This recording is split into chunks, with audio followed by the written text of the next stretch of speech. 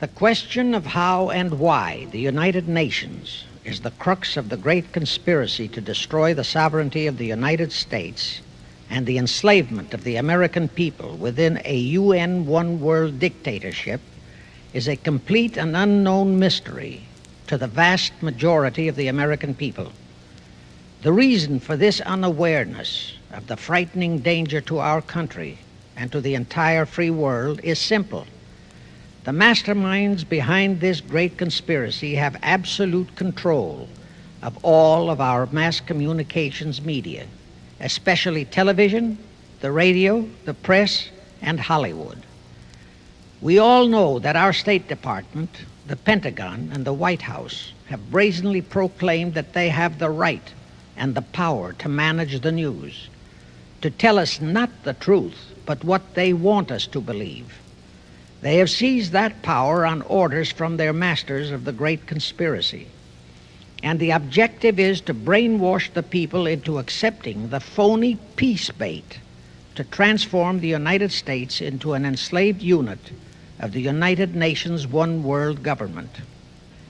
First of all, bear in mind that the so-called UN police action in Korea, fought by the United States, in which 150,000 of our sons were murdered and maimed, was part of the plot, just as the undeclared by Congress war in Vietnam, in which our sons are dying, is part of the plot, just as the plot against Rhodesia and South Africa, in which our sons will be dying, is part of the UN plot. However, the vitally important thing for all Americans, all you mothers of the boys who died in Korea and are now dying in Vietnam, to know is that our so-called leaders in Washington, whom we elected to safeguard our nation and our Constitution, are the betrayers, and that behind them are a comparatively small group of men whose sole objective is to enslave the whole world of humanity in their satanic plot of one world government. Now, in order to give you a very clear picture of this satanic plot, I will go back to its beginning, clear back in the middle of the 18th century, and name the men who put that plot into action, and then bring you down to the present, today's status of that plot. Now, as a matter of further intelligence, a term used by the FBI, let me clarify the meaning of the expression, "He is a liberal." The enemy, meaning the one world conspirators, have seized upon that word liberal as a cover-up for their activities. It sounds so innocent and so humanitarian to be liberal. We'll make sure that the person who calls himself a liberal or is described as a liberal is not in truth a red. Now then, this satanic plot was launched back in the 1760s when it first came into existence under the name of the Illuminati. This Illuminati was organized by one Adam Weishaupt, born a Jew, who was converted to Catholicism and became a Catholic priest, and then, at the behest of the then newly organized House of Rothschild, defected and organized the Illuminati. Naturally, the Rothschilds financed that operation. And every war since then, beginning with the French Revolution, has been promoted by the Illuminati, operating under various names and guises. I say under various names and guises because after the Illuminati was exposed and became too notorious, Weishaupt and his co-conspirators began to operate under various other names. In the United States, immediately after World War I, they set up what they called the Council on Foreign Relations, commonly referred to as the C.F.R. And this C.F.R. is actually the Illuminati in the United States. And its hierarchy, the masterminds in control of the C.F.R., to a very great extent are the descendants of the original Illuminati conspirators. But to conceal that fact, Most of them changed their original family names to American-sounding names. For example, the true name of the Dillons, Clarence and Douglas Dillon, once Secretary of the U.S. Treasury Department, is Lepowski. I'll come back to all this later. There is a similar establishment of the Illuminati in England, operating under the name of the British Institute of International Affairs. There are similar secret Illuminati organizations in France, Germany, and other nations operating under different names. And all these organizations, including the C.F.R., continuously set up numerous subsidiary or front organizations that are infiltrated into every phase of the various nations' affairs. But at all times, the operations of these organizations were and are masterminded and controlled by the internationalist bankers, who in turn were and are controlled by the Rothschilds. The details of how they accomplished the setting up of the C.F.R. in the United States, as also in the other nations, are far too voluminous to be described in this dissertation. But you can find it complete in News Bulletin number 122, entitled UN is Spawn of the Illuminati, and News Bulletin number 123, entitled C.F.R. Completely Unmasked as Illuminati. Both are published by the Cinema Educational Guild, Post Office Box 46205, Hollywood, California. You can get them for 50 cents per copy by writing to that address. Those news bulletins reveal the names of the original founders of the Illuminati and the Americanized names of their descendants in the present C.F.R. Now I'll go back to the activities of the original Illuminati conspirators. As revealed in News Bulletin number 122, one branch of the Rothschild family had financed Napoleon. Another branch of the Rothschilds, both branches the real masterminds of the Illuminati, financed Britain, Germany, and the other nations in the Napoleonic Wars. Immediately after the Napoleonic Wars, the Illuminati assumed that all the nations were so destitute and so weary of wars that they'd be glad for any solution. So the Rothschild stooges set up what they called the Congress in Vienna, and at that meeting they tried to create the first League of Nations, their first attempted one world government, on the theory that all the crowned heads of the European governments were so deeply in debt to them that they would, willingly or unwillingly, serve as their stooges. But the Tsar of Russia caught the stench of the plot and completely torpedoed it.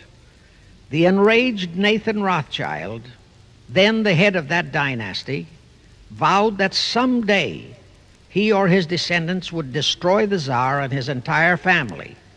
And his descendants did accomplish that very threat in 1917. At this point, bear in mind that the Illuminati was not set up to operate on a short-range basis. Normally, a conspirator of any type enters into a conspiracy with the expectation of achieving his objective during his own lifetime. But that was not the case with the Illuminati. True, they hoped to accomplish their objective during their lifetime. But, paraphrasing The Show Must Go On, the Illuminati operates on the very long-range basis. Whether it will take scores of years or even centuries, they have dedicated their descendants to keep the plot boiling until they hope the conspiracy is achieved. Now let's go back to the birth of the Illuminati. Adam Weishaupt was a Jesuit-trained professor of canon law, teaching in Ingolstadt University when he defected from Christianity to embrace the Luciferian conspiracy. It was in 1770 that the professional moneylenders, the then recently organized House of Rothschild, retained him to revise and modernize the age-old protocols of Zionism, which from the outset was designed to give the synagogue of Satan, so named by Jesus Christ, ultimate world domination, so they could impose the Luciferian ideology upon what would remain of the human race after the final social cataclysm by use of satanic despotism.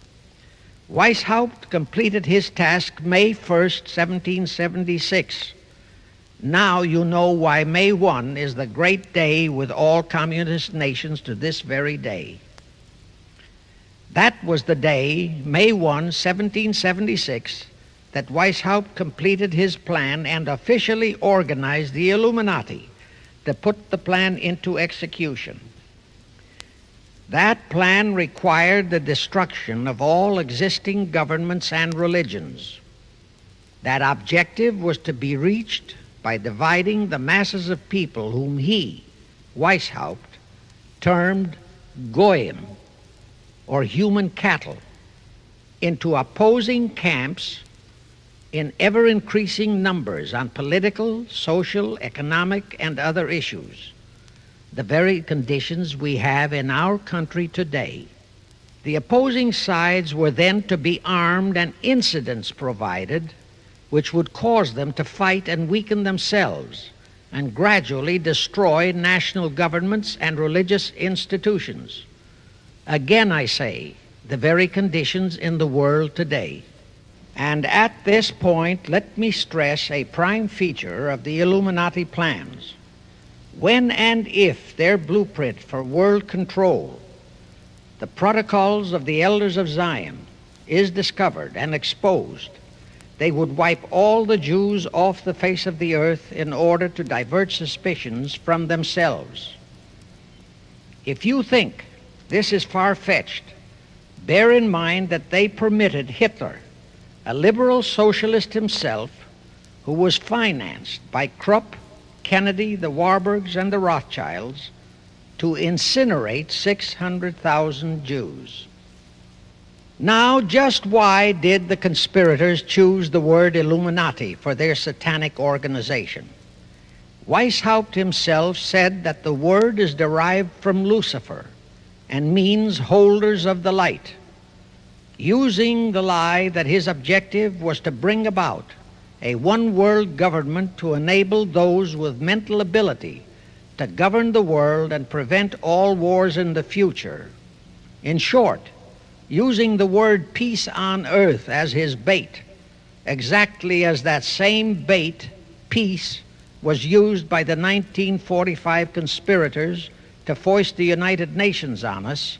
Weishaupt, financed, I repeat, by the Rothschilds, recruited some 2,000 paid followers.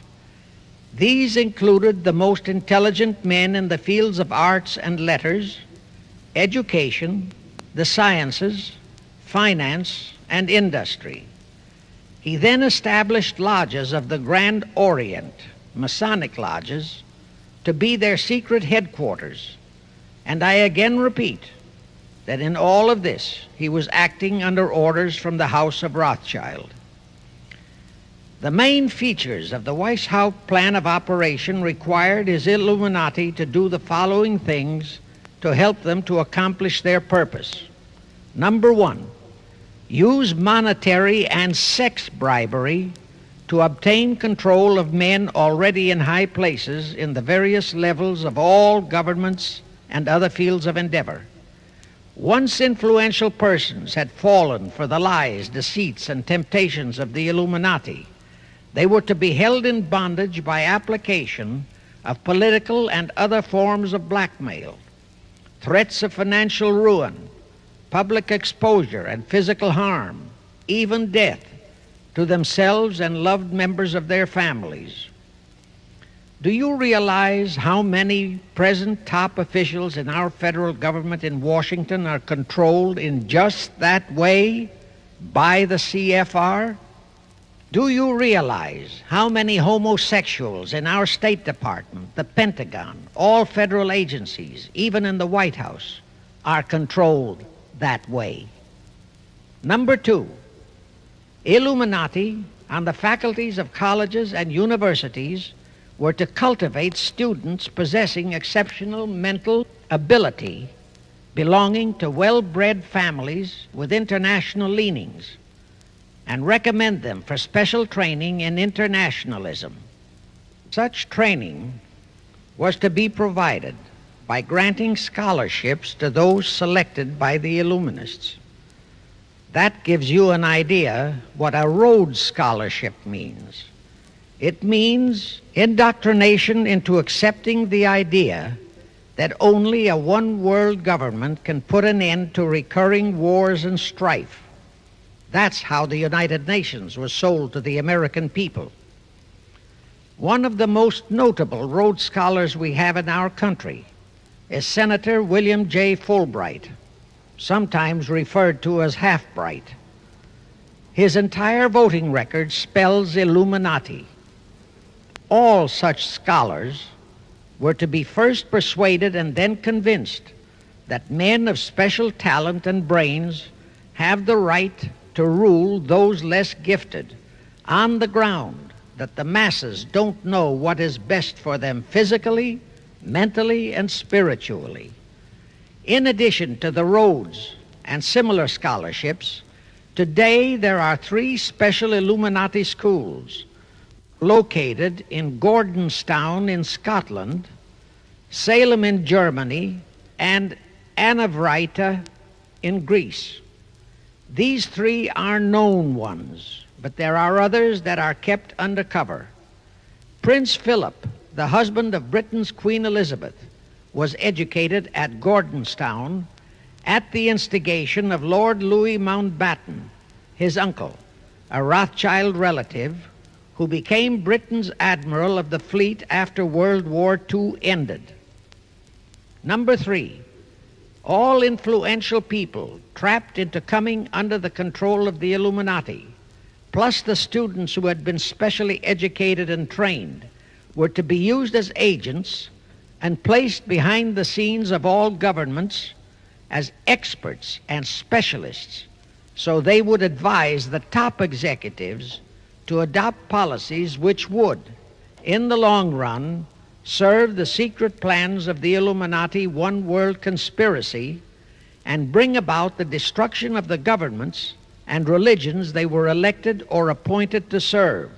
Do you know how many such men operate in our government at this very time? Rusk, McNamara, Hubert Humphrey, Fulbright, Kuchel, and go on and on and on. Number 4, perhaps the most vital directive in Weishaupt's plan was to obtain absolute control of the press, at that time the only mass communications media, to distribute information to the public, so that all news and information could be slanted, so that the masses could be convinced that a one-world government is the only solution to our many and varied problems. Now do you know who owns and controls our mass communications media? I'll tell you, practically all the movie lots in Hollywood is owned by the Lehmans, Kuhn Loeb and Company, Goldman Sachs, and other internationalist bankers. All the national radio and TV channels in the nation are owned and controlled by those same internationalist bankers. The same is true of every chain of metropolitan newspapers and magazines, also of the press wire services, such as Associated Press, United Press International, etc. The supposed heads of all those media are merely the fronts for the internationalist bankers, who in turn compose the hierarchy of the C.F.R., today's Illuminati in America. Now can you understand why the Pentagon's press agent Sylvester so brazenly proclaimed that the government has the right to lie to the people? What he really meant was that our C.F.R.-controlled government had the power to lie to and be believed by the brainwashed American people. And let's again go back to the first days of the Illuminati. Because Britain and France were the 2 greatest world powers in the late years of the 18th century, Weishaupt ordered the Illuminati to foment the colonial wars, including our Revolutionary War, to weaken the British Empire and organize the French Revolution to destroy the French Empire. He scheduled the French Revolution to start in 1789. However, in 1784, a true act of God placed the Bavarian government in possession of evidence which proved the existence of the Illuminati, and that evidence could have saved France if they, the French government, hadn't refused to believe it. Here is how that act of God happened. It was in 1874 that Weishaupt issued his orders for the French Revolution. A German writer named Zwack put it into book form. It contained the entire Illuminati story and Weishaupt's plans. A copy of this book was sent to the Illuminists in France, headed by Robespierre, whom Weishaupt had delegated to foment the French Revolution. The courier was struck and killed by lightning as he rode through Ralston on his way from Frankfurt to Paris. The police found the subversive documents on his body and turned them over to the proper authorities. After careful study of the plot, the Bavarian government ordered the police to raid Weishaupt's newly organized lodges of the Grand Orient and the homes of his most influential associates. All additional evidence thus discovered convinced the authorities the documents were genuine copies of the conspiracy by which the Illuminati planned to use wars and revolutions to bring about the establishment of a one-world government, the powers of which they, headed by the Rothschilds, intended to usurp as soon as it was established, exactly in line with the United Nations plot of today. In 1785, the Bavarian government outlawed the Illuminati and closed the lodges of the Grand Orient. In 1786, they published all the details of the conspiracy. The English title of that publication is The Original Writings of the Order and Sect of the Illuminati. Copies of the entire conspiracy were sent to all the heads of church and state in Europe. But the power of the Illuminati, which was actually the power of the Rothschilds, was so great that this warning was ignored. Nevertheless, Illuminati became a dirty word, and it went underground. At the same time, Weishaupt ordered Illuminists to infiltrate into the lodges of Blue Masonry and form their own secret societies within all secret societies. Only Masons who proved themselves internationalists and those whose conduct proved they had defected from God were initiated into the Illuminati.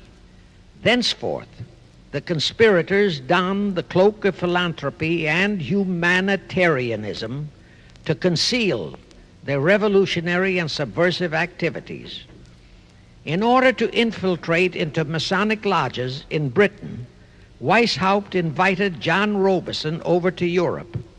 Robison was a high-degree Mason in the Scottish Rite. He was a professor of natural philosophy at Edinburgh University and secretary of the Royal Society of Edinburgh.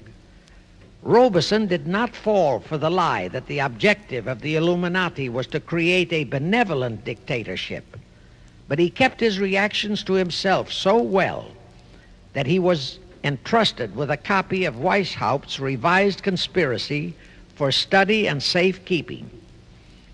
Anyway, because the heads of state and church in France were deluded into ignoring the warnings given them, the revolution broke out in 1789 as scheduled by Weishaupt. In order to alert other governments to their danger, in 1798 Robison published a book entitled Proof of a Conspiracy to Destroy All Governments and Religions. But his warnings were ignored, exactly as our American people have been ignoring all warnings about the United Nations and the Council on Foreign Relations, the C.F.R. Now here is something that will stun and very likely outrage many who hear this, but there is documentary proof that our own Thomas Jefferson and Alexander Hamilton became students of Weishaupt. Jefferson was one of Weishaupt's strongest defenders when he was outlawed by his government. And it was Jefferson who infiltrated the Illuminati into the then newly organized lodges of the Scottish Rite in New England. Here is the proof. In 1789, John Robeson warned all Masonic leaders in America that the Illuminati had infiltrated into their lodges. And on July 19, 1789, David Papin, president of Harvard University, issued the same warning to the graduating class and lectured them on the influence Illuminism was acquiring on American politics and religion. And to top it off, John Quincy Adams, who had organized the New England Masonic lodges, issued his warnings. He wrote 3 letters to Colonel William L. Stone, a top Mason, in which he exposed how Jefferson was using Masonic lodges for subversive, Illuministic purposes. Those 3 letters are at this very time in Rittenberg Square Library in Philadelphia. In short, Jefferson, founder of the Democratic Party, was a member of the Illuminati, which at least partly accounts for the condition of the party at this time.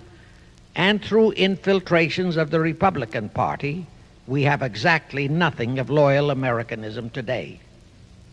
That disastrous rebuff at the Congress at Vienna, created by the Tsar of Russia, did not by any means destroy the Illuminati conspiracy.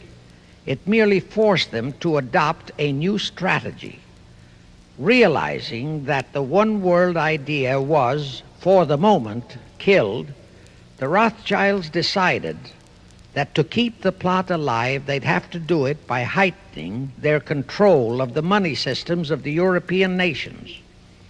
Earlier, by a ruse, the outcome of the Battle of Waterloo had been falsified. Rothschild had spread a story that Napoleon had won that battle. That had precipitated a terrific panic on the stock market in England.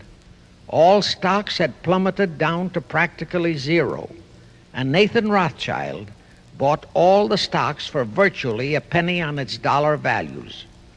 That gave him complete control of the economy of Britain and virtually of all Europe.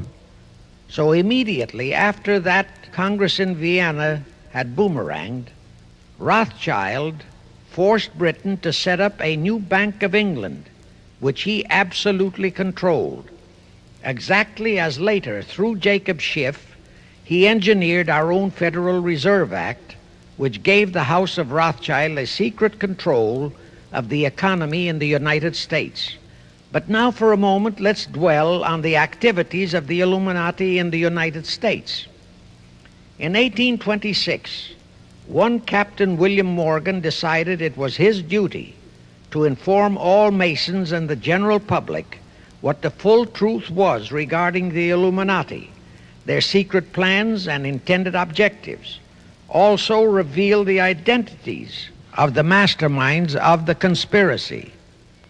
The Illuminati promptly tried Morgan in absentia and convicted him of treason.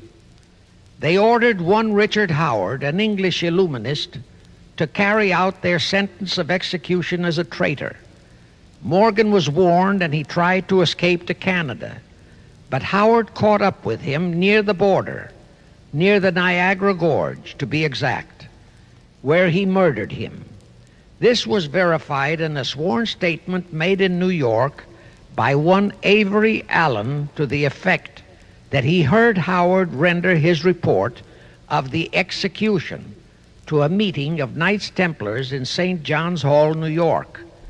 He also told how arrangements had been made to ship Howard back to England. That Allen affidavit is on record in New York City archives. Very few Masons and very few of the general public know that general disapproval over that incident of murder caused approximately half of all the Masons in the northern jurisdiction of the United States to secede.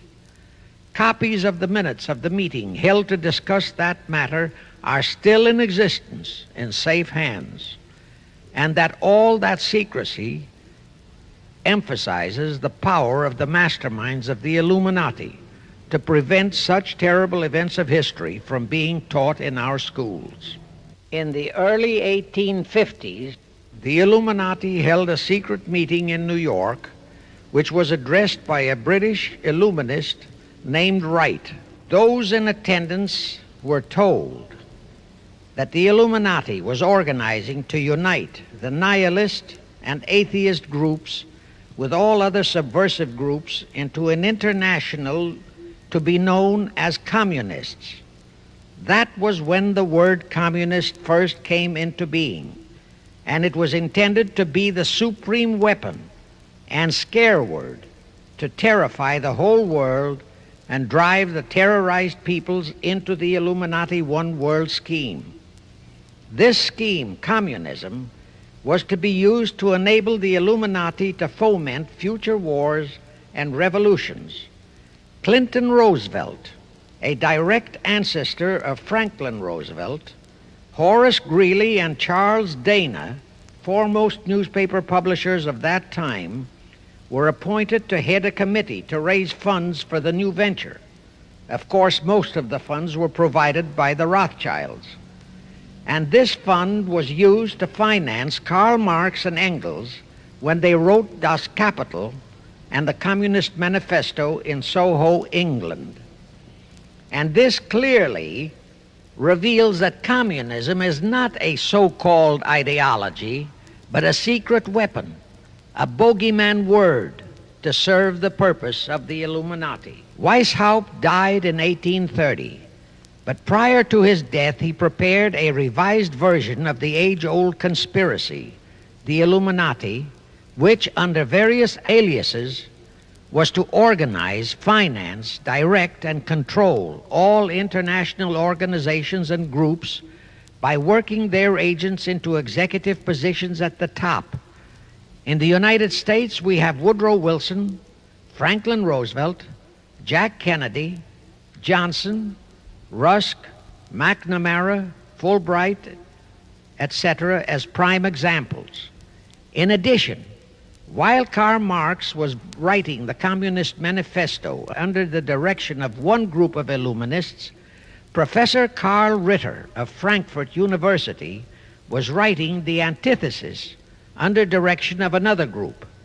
The idea was that those who direct the overall conspiracy could use the differences in those two so-called ideologies to enable them to divide larger and larger members of the human race into opposing camps so that they could be armed and then brainwashed into fighting and destroying each other, and particularly to destroy all political and religious institutions. The work Ritter started was continued after his death and completed by the German so-called philosopher Friedrich Wilhelm Nietzsche, who founded Nietzscheism. This Nietzscheism was later developed into fascism and then into Nazism and was used to foment World Wars I and II. In 1834, the Italian revolutionary leader Giuseppe Mazzini was selected by the Illuminati to direct their revolutionary program throughout the world. He served in that capacity until he died in 1872. But some years before he died, Mazzini had enticed an American general named Albert Pike into the Illuminati. Pike was fascinated by the idea of a one-world government, and ultimately he became the head of this Luciferian conspiracy. Between 1859 and 1871, he, Pike, worked out a military blueprint for 3 world wars and various revolutions throughout the world, which he considered would forward the conspiracy to its final stage in the 20th century. Again, I remind that these conspirators were never concerned with immediate success. They always operated on a long-range view.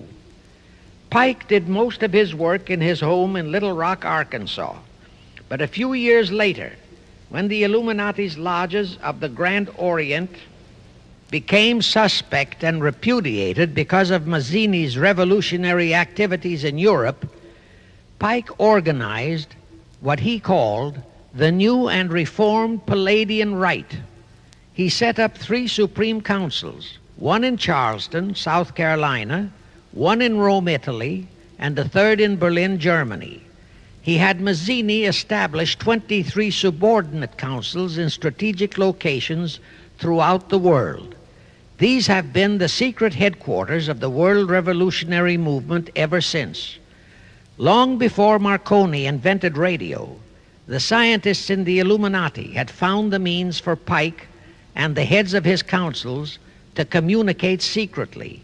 It was the discovery of that secret that enabled intelligence officers to understand how apparently unrelated incidents, one such as the assassination of an Austrian prince at Sarajevo, took place simultaneously throughout the world, which developed into a war or a revolution.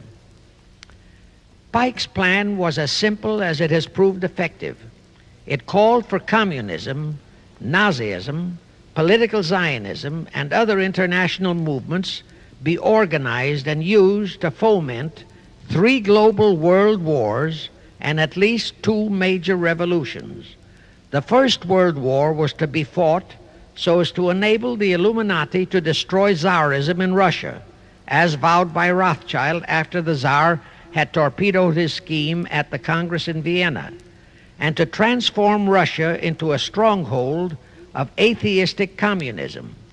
The differences stirred up by agents of the Illuminati between the British and German empires were to be used to foment this war.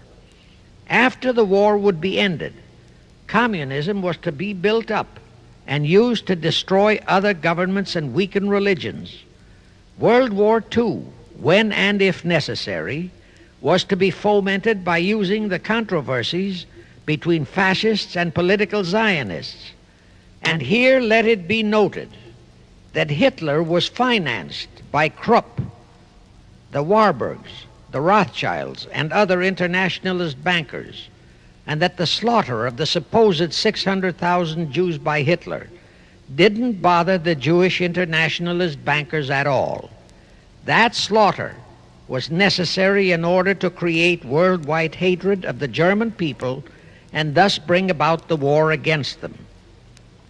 In short, this Second World War was to be fought to destroy Nazism and to increase the power of political Zionism so that the State of Israel could be established in Palestine. During this World War II, international communism was to be built up until it equaled in strength that of united Christendom. When it reached that point, it was to be contained and kept in check until required for the final social cataclysm. As we know now, Roosevelt, Churchill, and Stalin put that exact policy into effect, and Truman, Eisenhower, Kennedy, and Johnson continued that same exact policy.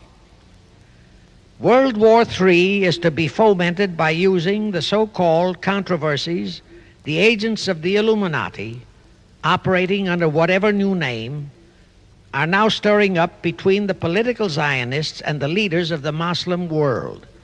That war is to be directed in such a manner that all of Islam and political Zionism, Israel, will destroy each other, while at the same time the remaining nations, once more divided on this issue, will be forced to fight themselves into a state of complete exhaustion, physically, mentally, spiritually, and economically.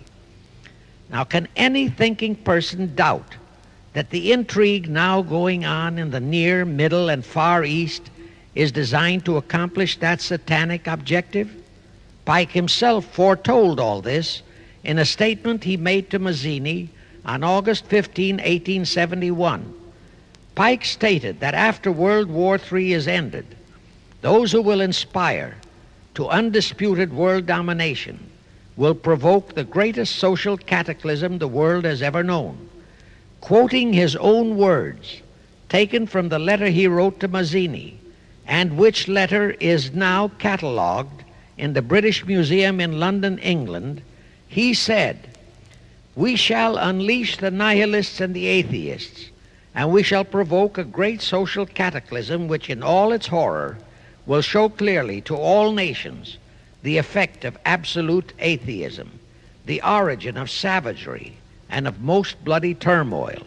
Then everywhere the people forced to defend themselves against the world minority of revolutionaries will exterminate those destroyers of civilization, and the multitudes disillusioned with Christianity, whose deistic spirits will be from that moment on without direction and leadership, and anxious for an ideal but without knowledge where to send its adoration, will receive the true light through the universal manifestation of the pure doctrine of Lucifer, brought finally out into public view, a manifestation which will result from a general reactionary movement which will follow the destruction of Christianity and atheism, both conquered and exterminated at the same time." When Mazzini died in 1872, Pike made another Italian revolutionary leader named Adrian Lemmy his successor. Lemmy, in turn, was succeeded by Lenin and Trotsky, then by Stalin. The revolutionary activities of all those men were financed by British, French, German, and American international bankers, all of them dominated by the House of Rothschild. We are supposed to believe that the international bankers of today, like the money changers of Christ's day, are only the tools or agents of the great conspiracy, but actually they are the masterminds behind all of it. While the general public has been brainwashed by all the mass communications media into believing that communism is a movement of the so-called workers, the actual fact is that both British and American intelligence officers have authentic documentary evidence that international liberals operating through their international banking houses, particularly the House of Rothschild, have financed both sides in every war and revolution since 1776. Those who today comprise the conspiracy, the C.F.R. in the United States, direct our governments, whom they hold in usury through such methods as the Federal Reserve System in America, to fight wars such as Vietnam, created by the United Nations, so as to further Pike's Illuminati plans to bring the world to that stage of the conspiracy when atheistic communism and the whole of Christianity can be forced into an all-out Third World War within each remaining nation, as well as on an international scale. The headquarters of the great conspiracy in the late 1700s was in Frankfurt, Germany, where the House of Rothschild had been established by Mayer Anschelm, who adopted the Rothschild name and linked together other international financiers who had literally sold their souls to the devil. After the Bavarian government's exposure in 1786, the conspirators moved their headquarters to Switzerland, then to London. Since World War II, after Jacob Schiff, the Rothschild's boy in America, died, the headquarters of the American branch has been in the Harold Pratt Building, New York, and the Rockefellers, originally protégés of Schiff, have taken over the manipulation of finances in America for the Illuminati. In the final phases of the conspiracy, the one world government will consist of the king dictator, head of the United Nations, the C.F.R., and a few billionaires, economists, and scientists who have proved their devotion to the great conspiracy. All others are to be integrated into a vast conglomeration of mongrelized humanity, actually slaves. Now let me show you how our federal government and the American people have been sucked into the one world takeover plot of the Illuminati great conspiracy. And always bear in mind that the United Nations was created to become the housing for that one world so-called liberal conspiracy. The real foundations of the plot for the takeover of the United States were laid during the period of our Civil War. Not that Weishaupt and the earlier masterminds had ever overlooked the New World. As I have previously indicated, Weishaupt had his agents planted over here as far back as the Revolutionary War. But George Washington was more than a match for them. It was during the Civil War that the conspirators launched their first concrete efforts. We know that Judah Benjamin, chief advisor of Jefferson Davis, was a Rothschild agent.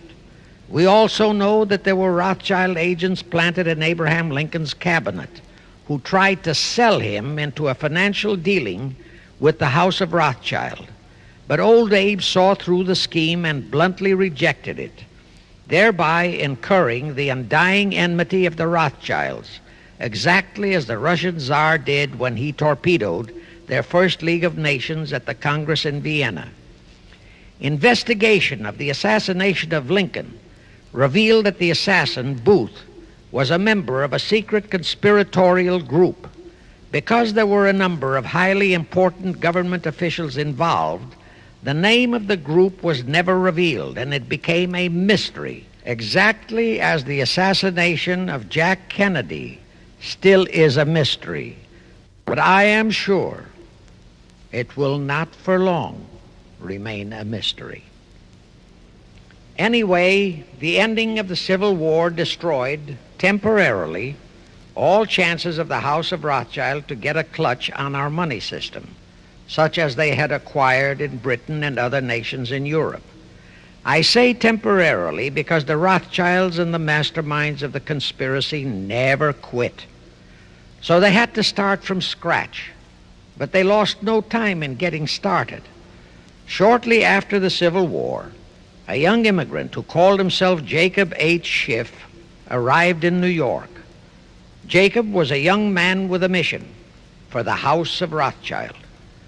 Jacob was the son of a rabbi, born in one of Rothschild's houses in Frankfurt, Germany. I won't go deeply into his background. The important point is that Rothschild recognized in him not only a potential money wizard, but more important, he also saw the latent Machiavellian qualities in Jacob that could, as it did, make him an invaluable functionary in the great one-world conspiracy. After a comparatively brief training period in the Rothschilds' London bank, Jacob left for America with instructions to buy into a banking house, which was to be the springboard to acquire control of the money system of the United States. Actually, Jacob came here to carry out 4 specific assignments. Number 1, and most important, was to acquire control of America's money system. Number 2, find desirable men who, for a price, would be willing to serve as stooges for the great conspiracy and promote them into high places in our federal government, our Congress, in the U.S. Supreme Court, and all federal agencies. Number 3, create minority group strife throughout the nations, particularly between whites and blacks. Number 4, create a movement to destroy religion in the United States, but Christianity to be the chief target. Earlier, I stated that Jacob Schiff came to America with orders by Rothschild to carry out 4 specific directives. The first and most important one was to get control of the United States money system. Let's trace Schiff's step to accomplish that directive. As a first step, he had to buy into a banking house, but it had to be the kind of a house that he could absolutely control and mold for that primary objective of entrapping our U.S. money system. After carefully scouting around, Jacob bought a partnership in a firm that called itself Kuhn and Loeb. Like Schiff, Kuhn and Loeb were immigrants from German Jewish ghettos. They came to the United States in the mid-1840s. Both started their business careers as itinerant pack peddlers. In the early 1850s, they pooled their interests and set up a merchandising store in Lafayette, Indiana, under the firm name of Kuhn and Loeb, servicing the covered wagon settlers on their way west. In the years that followed, they set up similar stores in Cincinnati and St. Louis. Then they added pawnbroking to their merchandising pursuits. From that to money lending was a short and quick step. By the time Schiff arrived on the scene, Kuhn and Loeb was a well-known private banking firm, and this is the firm Jacob bought into. Shortly after he became a partner in Kuhn and Loeb, Schiff married Loeb's daughter, Teresa. Then he bought out Kuhn's interests and moved the firm to New York, and Kuhn and Loeb became Kuhn, Loeb and Company, international bankers, with Jacob Schiff, agent of the Rothschilds, ostensibly the sole owner. And throughout his career, this blend of Judas and Machiavelli, the first hierarch of the Illuminati, great conspiracy in America, posed as a generous philanthropist and a man of great holiness, the cover-up policy set forth by the Illuminati. As I have stated, the first great step of the conspiracy was to be the entrapment of our money system. To achieve that objective, Schiff had to get full cooperation of the then big banker elements in America, and that was easier said than done. Even in those years, Wall Street was the heart of the American money mart, and J.P. Morgan was its dictator. Next in line were the Drexels and the Biddles in Philadelphia. All the other financiers, big and little, danced to the music of those three houses, but particularly to that of Morgan. All of those three were proud, haughty, arrogant potentates. For the first few years, they viewed the little bewhiskered man from the German ghettos with utter contempt. But Jacob knew how to overcome that. He threw a few Rothschild bones to them, said bones being distribution in America of desirable European stock and bond issues. Then he discovered he had a still more potent weapon in his hands in the following. It was in the decades following our Civil War that our industries began to burgeon. We had great railroads to build. The oil, mining, steel, textile industries were bursting out of their swaddling clothes. All that called for vast financing. Much of that financing had to come from abroad. That meant the House of Rothschild, and that was when Schiff came into his own. He played a very crafty game. He became the patron saint of John D. Rockefeller, Edward R. Harriman, and Andrew Carnegie. He financed the Standard Oil Company for Rocky, the railroad empire for Harriman, and the steel empire for Carnegie. But instead of hogging all the other industries for Kuhn, Loeb and Company, he opened the doors of the House of Rothschild to Morgan, Biddle, and Drexel. In turn, Rothschild arranged the setting up of London, Paris, European, and other branches for those three, but always in partnerships with Rothschild subordinates. And Rothschild made it very clear to all those men that Schiff was to be the boss in New York. Thus, at the turn of the century, Schiff had a tight control of the entire banking fraternity on Wall Street, which by then, with Schiff's help, included Lehman Brothers, Goldman Sachs, and other internationalist banks, headed by men chosen by the Rothschilds. In short, that meant control of the nation's money powers, and he was then ready for the giant step, the entrapment of our national money system. Now, under our Constitution, all control of our money system is vested solely in our Congress. Schiff's next important step was to seduce our Congress to betray that constitutional edict by surrendering that control to the hierarchy of the Illuminati's great conspiracy. In order to legalize that surrender and thus make the people powerless to resist it, it would be necessary to have Congress enact special legislation. To accomplish that, Schiff would have to infiltrate stooges into both houses of Congress, stooges powerful enough to railroad Congress into passing such legislation. Equally, or even more important, he would have to plant a stooge in the White House, a president without integrity and without scruples, who would sign that legislation into law. To accomplish that, he had to get control of either the Republican or the Democratic Party. The Democratic Party was the more vulnerable. It was the hungrier of the two parties. Except for Grover Cleveland, the Democrats had been unable to land one of their men in the White House since before the Civil War. There were two reasons for that. Number one, poverty of the party. Number two, there were considerably more Republican-minded voters than Democrats. The poverty matter was not a great problem, but the voter problem was a different story. But as I previously said, Schiff was a smart cookie. Here is the atrocious and murderous method he employed to solve that voter problem. His solution emphasizes how very little the Jewish internationalist bankers care about their own racial brethren, as you shall see. Suddenly, around 1890, there broke out a nationwide series of pogroms in Russia. Many, many thousands of innocent Jews, men, women, and children, were slaughtered by the Cossacks and other peasants.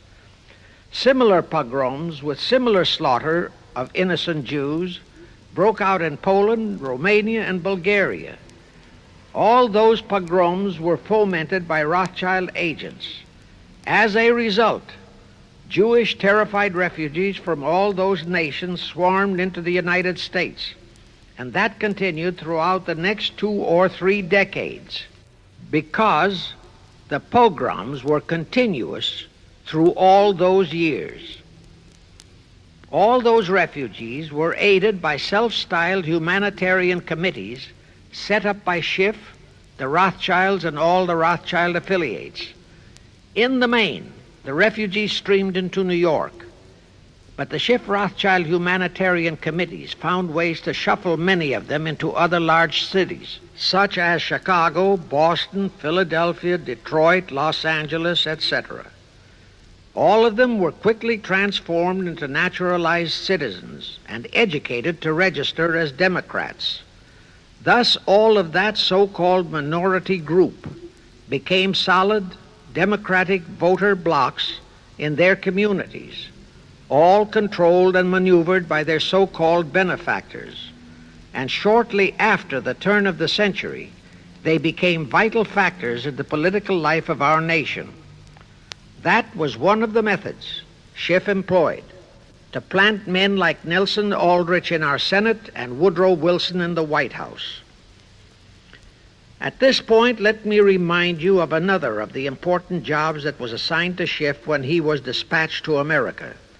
I refer to the job of destroying the unity of the American people by creating minority group and racial strife.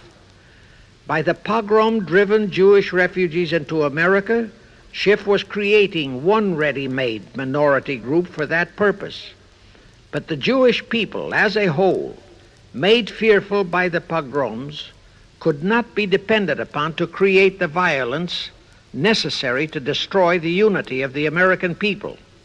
But right within America, there was an already made-to-order, although as yet a sleeping minority group, the Negroes, who could be sparked into so-called demonstrations, rioting, looting, murder, and every other type of lawlessness.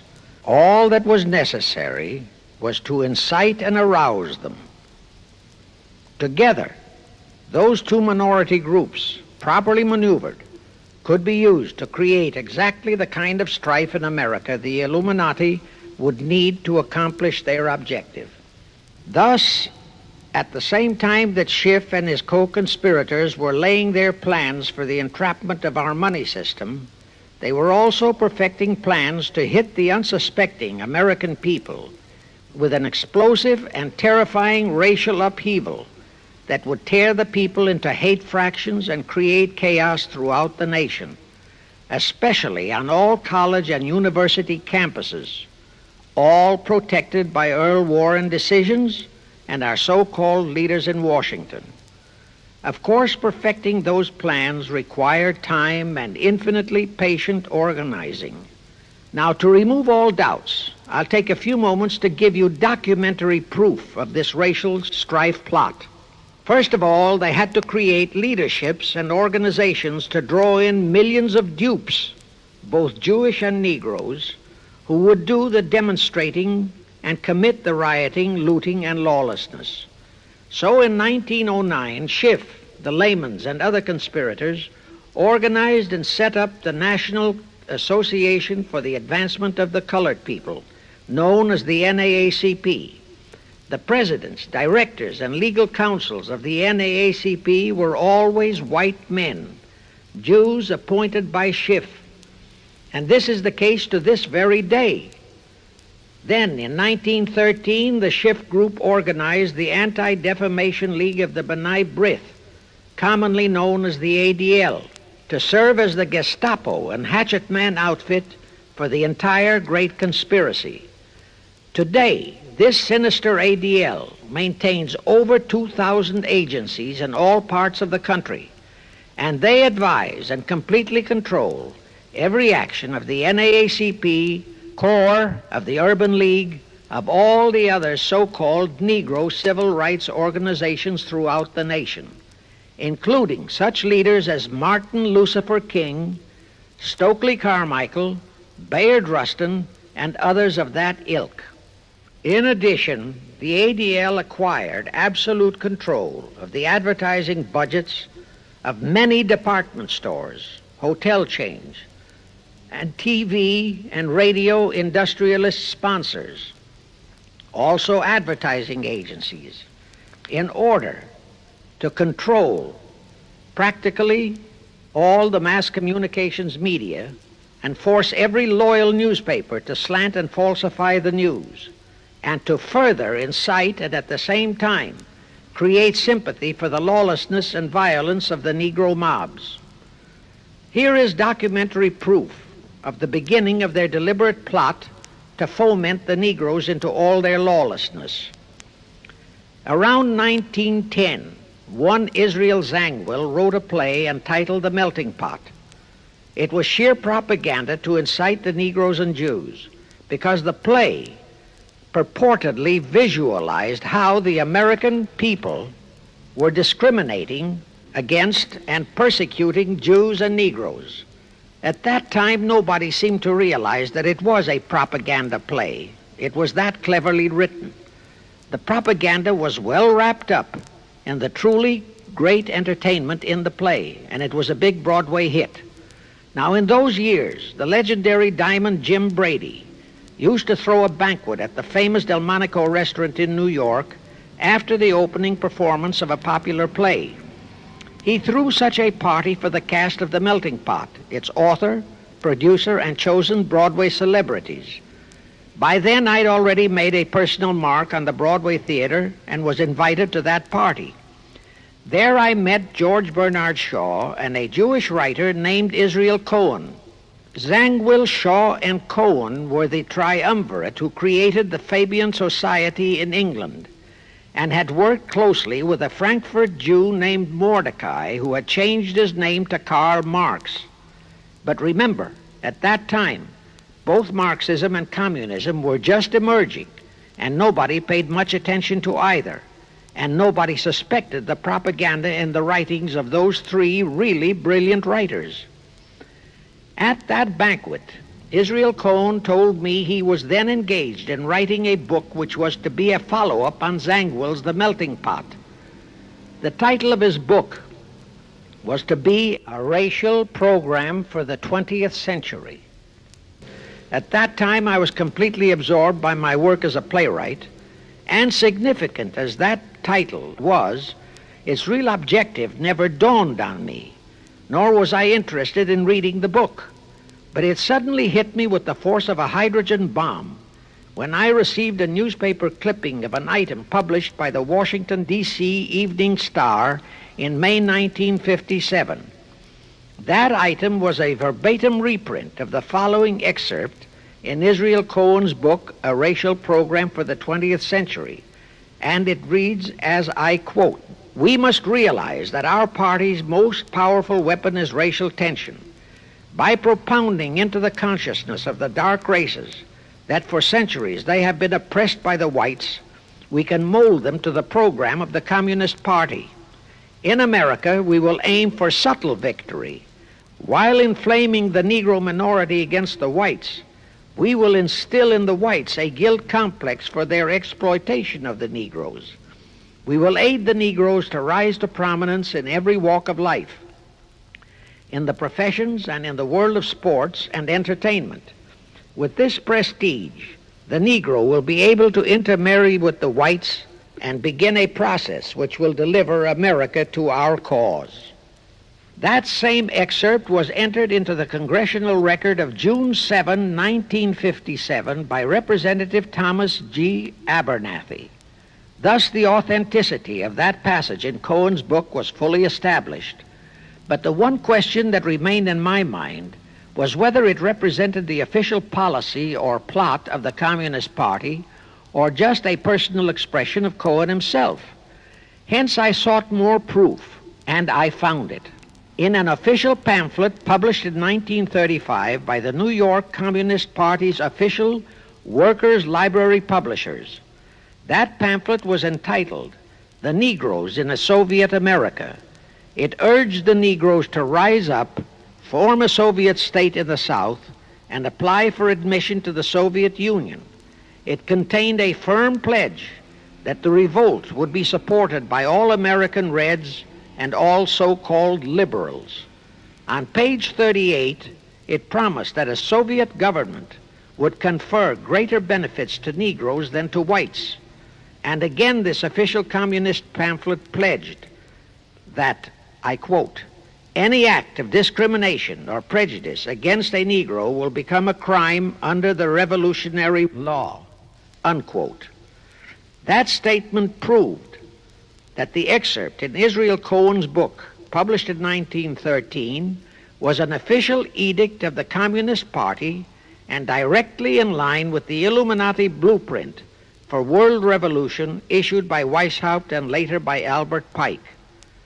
Now there's only one question, and that is to prove that the communist regime is directly controlled by the American Jacob Schiff and London Rothschild masterminds of the Great Conspiracy. A little later, I will provide that proof that will remove even a remote doubt that the Communist Party as we know it was created by those masterminds, capitalists if you will note, that Schiff, the Warburgs, and the Rothschilds planned and financed the entire Russian Revolution, also the murder of the Tsar and his family, and that Lenin, Trotsky, and Stalin took their orders directly from Schiff and the other capitalists whom they supposedly are fighting. Now can you see why the vile Earl Warren and his equally vile co-Supreme Court justices issued that infamous and treasonous desegregation decision in 1954? It was to aid and abet the plot of the Illuminati conspirators to create tension and strife between Negroes and whites.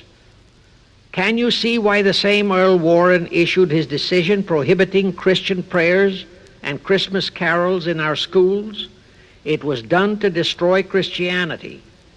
Can you see why Eisenhower, despite all the rigid constitutional prohibitions, sent federal troops into a southern state to enforce the desegregation decision?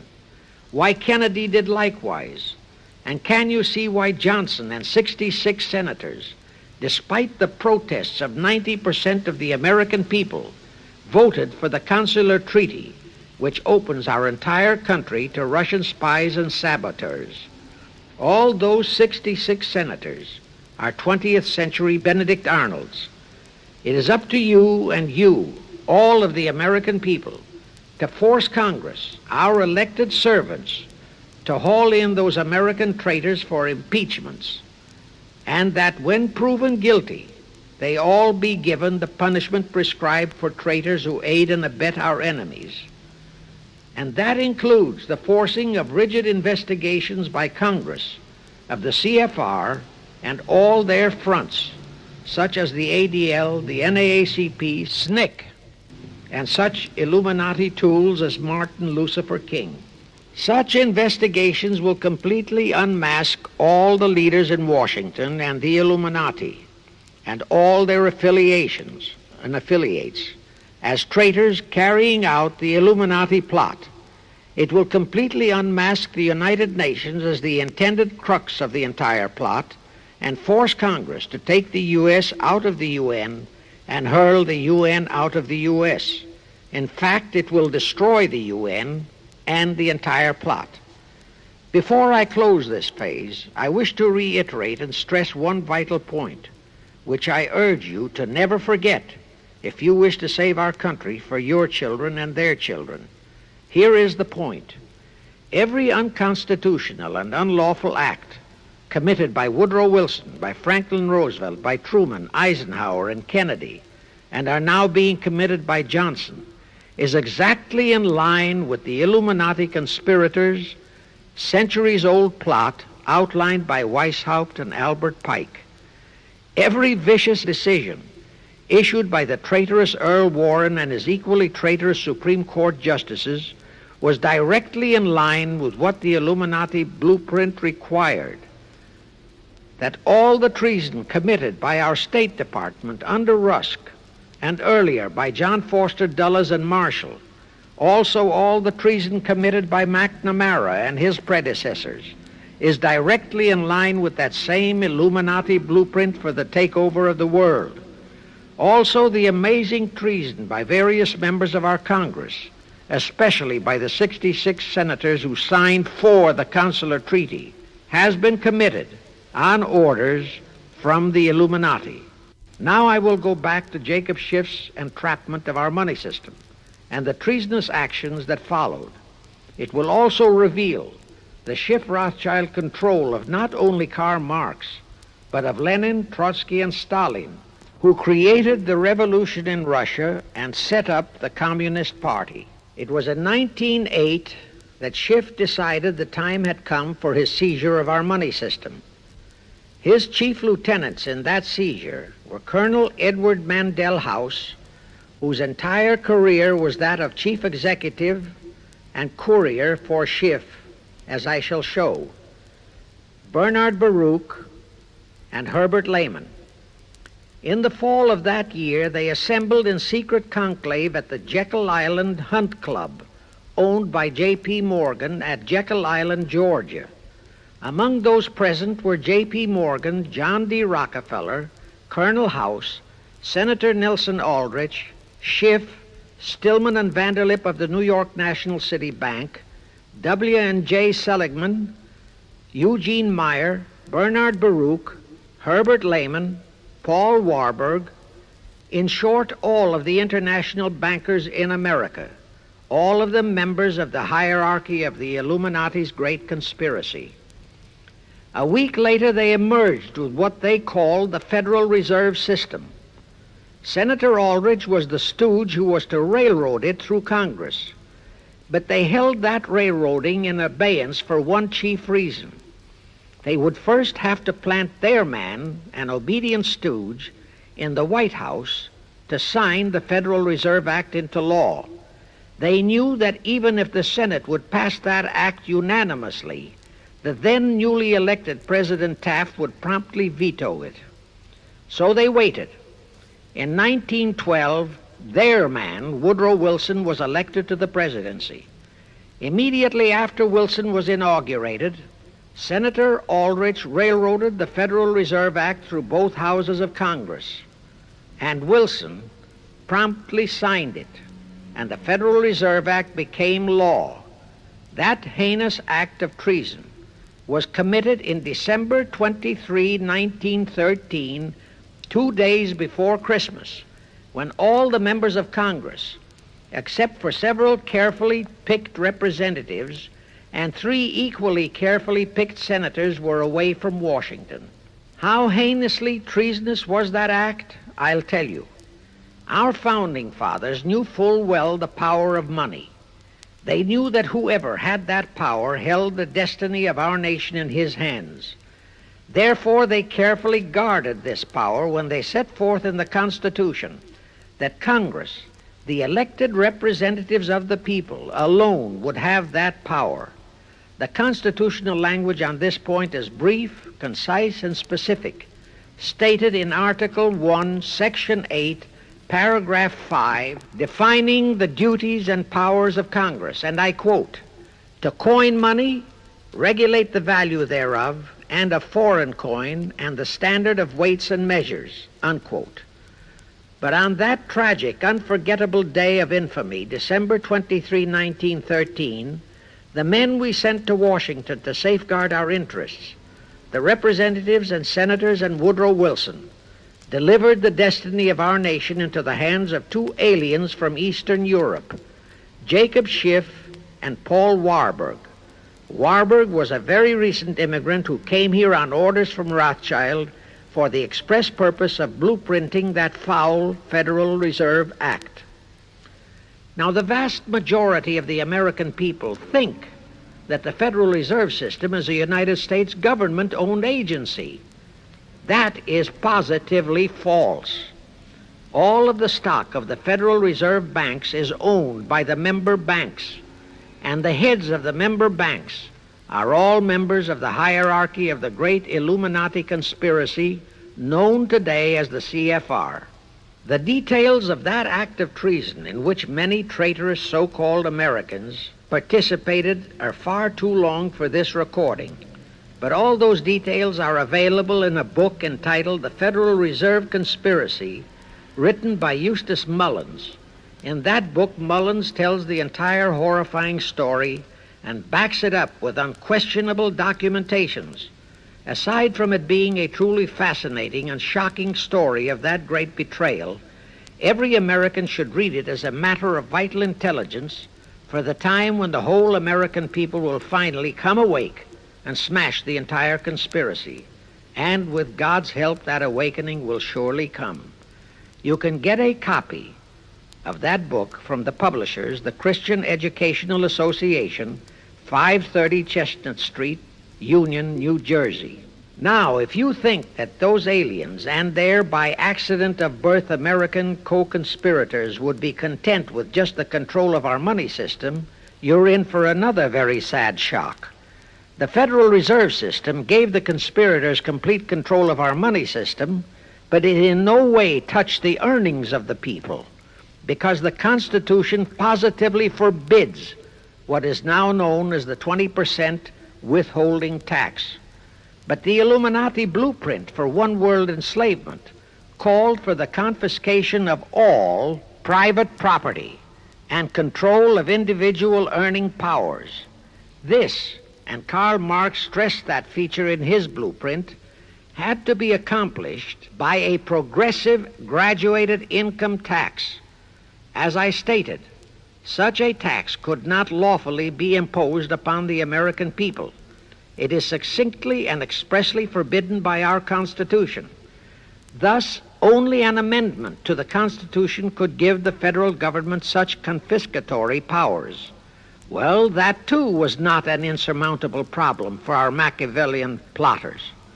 The same elected leaders in both houses of Congress and the same Mr. Woodrow Wilson, who signed the infamous Federal Reserve Act into law, amended the Constitution to make the federal income tax, known as the 16th Amendment, a law of the land.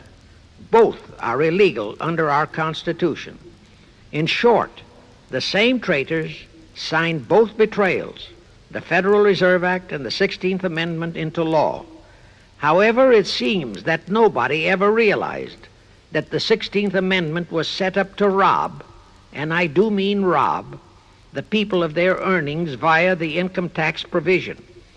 The plotters didn't fully use that provision until World War II, when that great humanitarian, Franklin Roosevelt, applied a 20% withholding tax on all small wage earners and up to 90% on higher incomes. Oh, of course, he faithfully promised that it would be only for the duration of the war. But what was a promise to such a charlatan who in 1940, when he was running for his third term, kept proclaiming, I say again and again and again that I will never send American boys to fight on foreign soil. Remember? He was proclaiming that even as he was already preparing to plunge us into World War II by enticing the Japanese into that sneak attack on Pearl Harbor to furnish him with his excuse. And before I forget, let me remind you that another charlatan named Woodrow Wilson used exactly that same campaign slogan in 1916. His slogan was, "Re-elect the man who will keep your sons out of the war." Exactly the same formula, exactly the same promises. But wait, as Al Jolson used to say, you ain't heard nothing yet. That 16th Amendment income tax trap was intended to confiscate, rob, the earnings only of the common herd, you and me. It was not intended to even touch the huge incomes of the Illuminati gang, the Rockefellers, the Carnegies, the Lehmans, and all the other conspirators. So together with that 16th Amendment, they created what they called the tax-free foundations. That would enable the conspirators to transform their huge wealth into such so-called foundations and avoid payment of virtually all income taxes. The excuse for it was that the earnings of those tax-free foundations would be devoted to humanitarian philanthropy. So we now have the several Rockefeller foundations, the Carnegie Endowment Fund, the Ford Foundation, the Mellon Foundation, and hundreds of similar tax-free foundations. And what kind of philanthropy do these foundations support? Well, they finance all the civil rights groups that are creating all the chaos and rioting all over the country. They finance the Martin Lucifer Kings. The Ford Foundation finances the Center for the Study of Democratic Institutions in Santa Barbara, commonly referred to as Moscow West, and which is headed by Wonderboy Hutchins, Walter Reuther, Irwin Canham, and others of that ilk. In short, the tax-free foundation financed those who are doing the job for the Illuminati Great Conspiracy. And what are the hundreds of billions of dollars they confiscate every year from the earnings of the common herd, you and me, used for? Well, for one thing, there's the foreign aid gimmick, which gave billions to communist Tito, plus gifts of hundreds of jet planes, many of which were turned over to Castro, plus the costs of training communist pilots so that they can the better shoot down our planes, billions to Red Poland, billions to India, billions to Sukarno, billions to other enemies of the United States. That's what that treasonously railroaded 16th Amendment has done to our nation, to the American people, to you and to me, to your children and their children. Our C.F.R. Illuminati-controlled federal government can grant tax-free status to all foundations and pro-red one-world outfits, such as the Fund for the Republic. But if you, or a patriotic pro-organization, is too outspokenly pro-American, they can terrify and intimidate you by finding a misplaced comma in your income tax report and by threatening you with penalties, fines, and even prison. Future historians will wonder how the American people could have been so naive and stupid as to have permitted such audaciously brazen acts of treason as the Federal Reserve Act and the 16th Amendment. Well, they were not naive and they were not stupid. The answer is they trusted the men they elected to safeguard our country and our people, and they just didn't have even an inkling about either betrayal until after each one had been accomplished. It was the Illuminati-controlled mass communications media that kept and is keeping our people naive and stupid and unaware of the treason being committed. Now the great question is, when will the people wake up and do to our traitors of today what George Washington and our founding fathers would have done to Benedict Arnold? Actually, Benedict Arnold was a petty traitor compared to our present traitors in Washington. Now let's go back to the events that followed the rape of our Constitution by the passage of the Federal Reserve Act of the 16th Amendment. With Wilson completely under their control, the masterminds of the great conspiracy put in motion their next and what they hoped would be their final steps to achieve their one-world government. The first of those steps was to be World War I. Why war? Simple. The only excuse for a one-world government is that it will supposedly ensure peace. The only thing that can make people cry for peace is war. War brings chaos, destruction, exhaustion, to winner as well as to loser. It brings economic ruin to both. Most important, it destroys the flower of the young manhood of both. To the saddened and heartbroken oldsters, the mothers and fathers, who are left with nothing but memories of their beloved sons, peace becomes worth any price. And that is the emotion upon which the conspirators depend for the success of their satanic plot. Throughout the 19th century, from 1814 to 1914, the world as a whole was at peace. Such wars as the Franco-Prussian, our own Civil War, the Russo-Japanese War, were what might be termed local disturbances that did not affect the rest of the world. All the great nations were prosperous, the peoples staunchly nationalistic and fiercely proud of their sovereignties. It was utterly unthinkable that the French and the German peoples would be willing to live under a one-world government, or the Turks and the Russians, or the Chinese and the Japanese. Even more unthinkable that a Kaiser Wilhelm or a Franz Joseph or a Tsar Nicholas or any monarch would willingly and meekly surrender his throne to a one-world government. But bear in mind that the peoples in all nations are the real power, and only one thing, war, could make the peoples yearn and clamor for a peace-ensuring one-world government.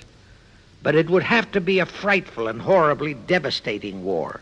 It could not be just a local disturbing war between just two nations. It would have to be a world war. No major nation must be left untouched by the horrors and devastation of such a war. The cry for peace must be made universal. Actually, that was the format set by the Illuminati and Nathan Rothschild at the turn of the 19th century. They first maneuvered all of Europe into the Napoleonic Wars. Then the Congress in Vienna, which they, and particularly Rothschild, planned to transform into a League of Nations, which was to have been the housing for their one-world government, exactly as the present United Nations was set up to be the housing for the forthcoming, God forbid, one-world government. Anyway, that was the format the House of Rothschild and Jacob Schiff decided to employ to achieve their objective in 1914. Of course, they knew that that same format had failed in 1814, but they theorized that was only because the Tsar of Russia had torpedoed that scheme. Well, the present 1914 conspirators would eliminate that 1814 fly in the ointment. They'd make sure that after the New World War, they were conspiring, there'd be no Tsar of Russia around to throw monkey wrenches into the machinery. I won't go into how they accomplished this first step to launch a world war. History records that World War I was precipitated by a trivial incident, the kind of incident both Weishaupt and Albert Pike had incorporated in their blueprints. That incident was the assassination of an Austrian archduke, arranged by the Illuminati masterminds. The war followed. It involved Germany, Austria-Hungary, and their allies, so-called the Axis powers, against France, Britain, and Russia, called the Allies. Only the United States was not involved during the first 2 years. By 1917, the conspirators had achieved their primary objective. All of Europe was in a state of destitution. All the peoples were war-weary and crying for peace. And the outcome, too, was all set. It was to come as soon as the United States would be hurled in on the side of the Allies. And that was all set to happen immediately after Wilson's re-election. After that, there could be only one outcome: complete victory for the Allies. To fully confirm my statement that long before 1917, the conspiracy headed in America by Jacob Schiff had it all set to hurl the United States into that war, I will cite the proof. When Wilson was campaigning for re-election in 1916, his chief appeal was, "Re-elect the man who will keep your sons out of the war." But during that same campaign, the Republican Party publicly charged that Wilson had long committed himself to throw us into the war. They charged that if he would be defeated, he would accomplish that act during his few remaining months in office. But if re-elected, he would hold off until after re-election. But at that time, the American people looked upon Wilson as a God-man. Well, Wilson was re-elected, and as per the schedule of the conspirators, he hurled us into the war in 1917.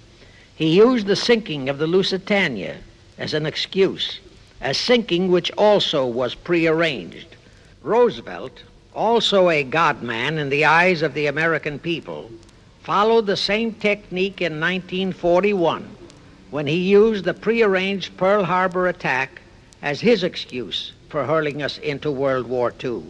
Now, exactly as the conspirators planned, victory for the Allies would eliminate all the monarchs of the defeated nations and leave all their peoples leaderless, confused, bewildered, and perfectly conditioned for the one world government the great conspiracy intended would follow. But there still would be an obstacle, the same obstacle that had balked the Illuminati and Rothschild at that Congress in Vienna peace gathering after the Napoleonic Wars. Russia would be on the winning side this time, as it was in 1814. Therefore, the Tsar would be securely on his throne. Here it is pertinent to note that Russia, under the Tsarist regime, had been the one country in which the Illuminati had never made any headway, nor had the Rothschilds ever been able to infiltrate their banking interests. Thus, a winning Tsar would be more difficult than ever to cope with. Even if he could be enticed into a so-called League of Nations, it was a foregone conclusion that he would never, but never go for a one-world government. So even before the outbreak of World War I, the conspirators had a plan in the making to carry out Nathan Rothschild's vow of 1814 to destroy the Tsar and also murder all possible royal heirs to the throne. And it would have to be done before the close of the war, and the Russian Bolsheviki were to be their instruments in this particular plot. From the turn of the century, the chiefs of the Bolsheviki were Nikolai Lenin, Leon Trotsky, and later Joseph Stalin. Of course, those were not their true family names. Prior to the outbreak of the war, Lenin headquartered in Paris. After the outbreak, Switzerland became his haven. Trotsky's headquarters were on the Lower East Side in New York, largely the habitat of Russian Jewish refugees. Both Lenin and Trotsky were similarly bewhiskered and unkempt. In those days, that was the badge of Bolshevism. Both lived well, yet neither had a regular occupation. Neither had any visible means of support, yet both always had plenty of money. All those mysteries were solved in 1917. Right from the outset of the war, strange and mysterious goings-on were taking place in New York. Night after night, Trotsky darted furtively in and out of Jacob Schiff's palatial mansion. And in the dead of those same nights, there were gatherings of hoodlums of New York's Lower East Side, all of them Russian refugees, at Trotsky's headquarters, and all were going through some mysterious sort of training process. But it was all shrouded in mystery. Nobody talked, although it did leak out that Schiff was financing all of Trotsky's activities. Then suddenly Trotsky vanished.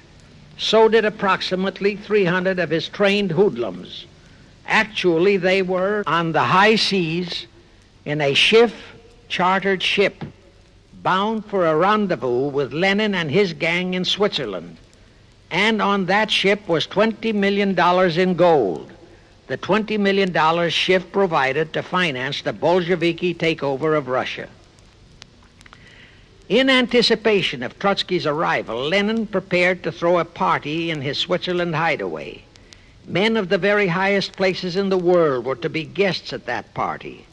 Among them were the mysterious Colonel Edward Mandell House, Woodrow Wilson's mentor and palsy-walsy, and more important, Schiff's special and confidential messenger.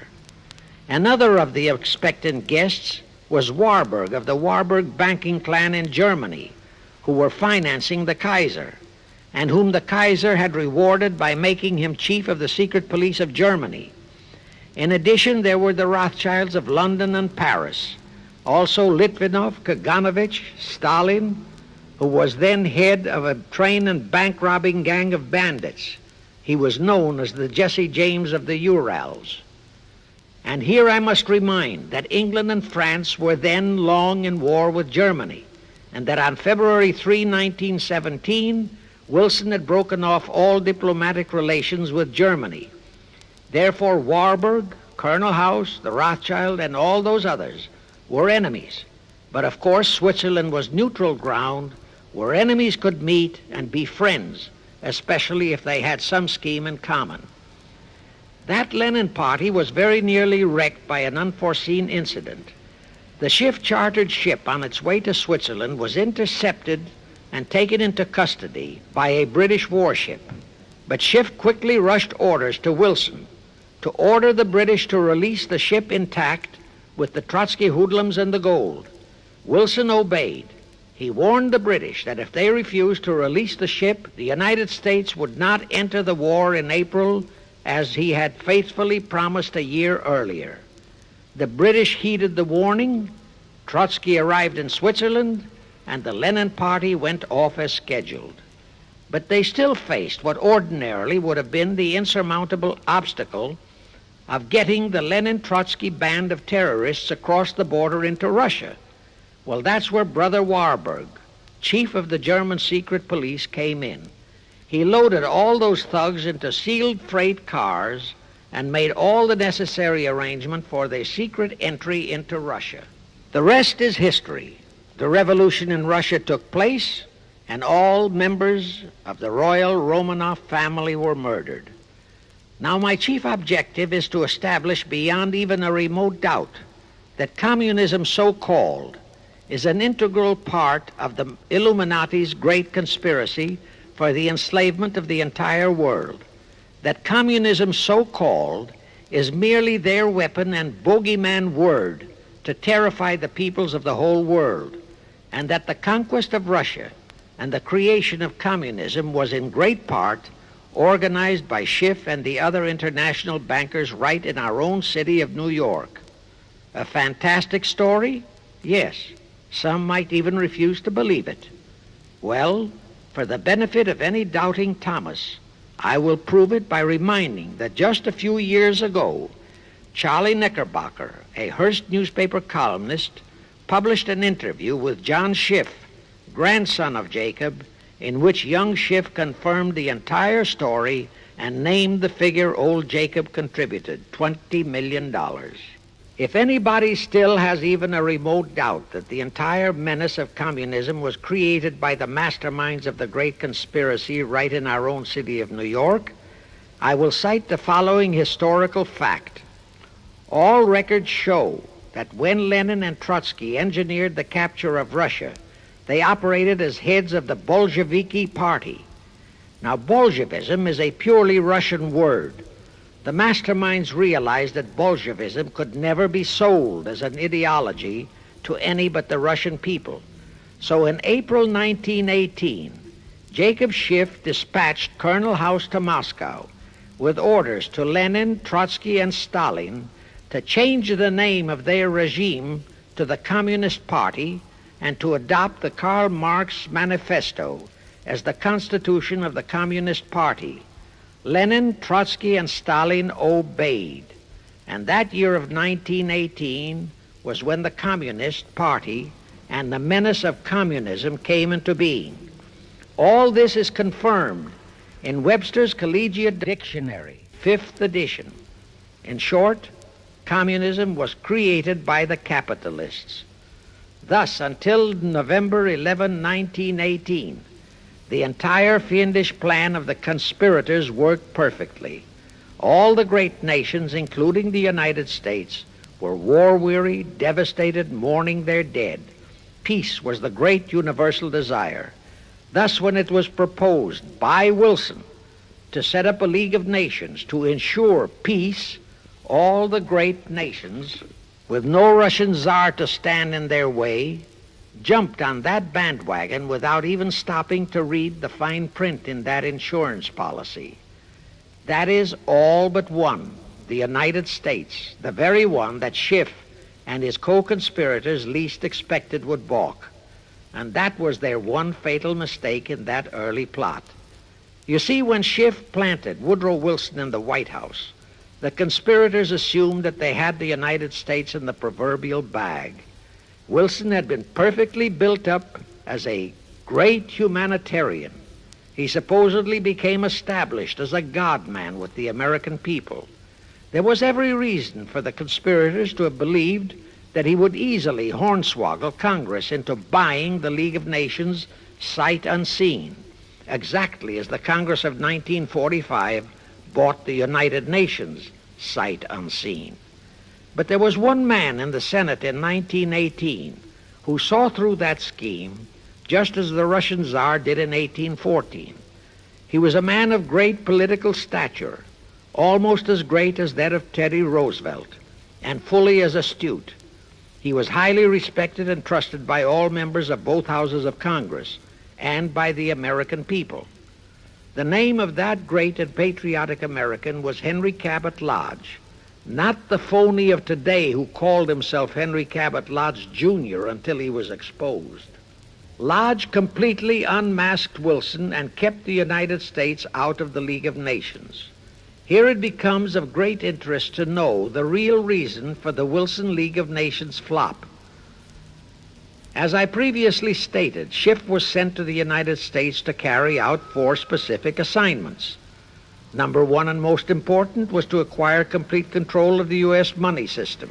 Number 2, as outlined in the original Weishaupt Illuminati blueprint, he was to find the right kind of men to serve as stooges for the great conspiracy and promote them into the highest offices in our federal government, our Congress, our U.S. Supreme Court, and all federal agencies, such as the State Department, the Pentagon, the Treasury Department, etc. Number 3, destroy the unity of the American people by creating minority group strife throughout the nation, especially between the whites and blacks as outlined in Israel Cohen's book. Number 4, create a movement to destroy religion in the United States, with Christianity to be the chief target or victim. In addition, he was strongly reminded of the imperative directive in the Illuminati blueprint to achieve full control of all mass communications media, to be used to brainwash the people into believing and accepting all of the maneuverings of the great conspiracy. Schiff was warned that only control of the press, at that time our only mass communications media, would enable him to destroy the unity of the American people. Now then, Schiff and his co-conspirators did set up the NAACP, the National Association for the Advancement of the Colored People, in 1909. And in 1913, he set up the Anti-Defamation League of the B'nai B'rith. Both were to create the necessary strife. But in the early years, the ADL operated very timidly, perhaps for fear of a pogrom-like action by an aroused and enraged American people. And the NAACP was practically dormant because its white leadership didn't realize that they would have to develop firebrand Negro leaders, such as Martin Lucifer King, for one, to spark the then completely satisfied and contented mass of Negroes. In addition, he, Schiff, was busy developing and infiltrating the stooges to serve in all high places in our Washington government and in the job of acquiring control of our money system and the creation of the 16th Amendment. He also was very busy with the organizing of the plot for the takeover of Russia. In short, he was kept so busy with all those jobs that he completely overlooked the supreme job of acquiring complete control of our mass communications media, That oversight was the direct cause for Wilson's failure to lure the United States into the League of Nations, because when Wilson decided to go to the people to overcome the opposition of the lodge-controlled Senate, despite his established but phony reputation as a great humanitarian, he found himself faced by a solidly united people and by a loyal press whose only ideology was Americanism and the American way of life. At that time, due to the ineptness and ineffectiveness of both the ADL and the NAACP, there were no organized minority groups, no Negro problems, no so-called anti-Semitic problem to sway the people's thinking.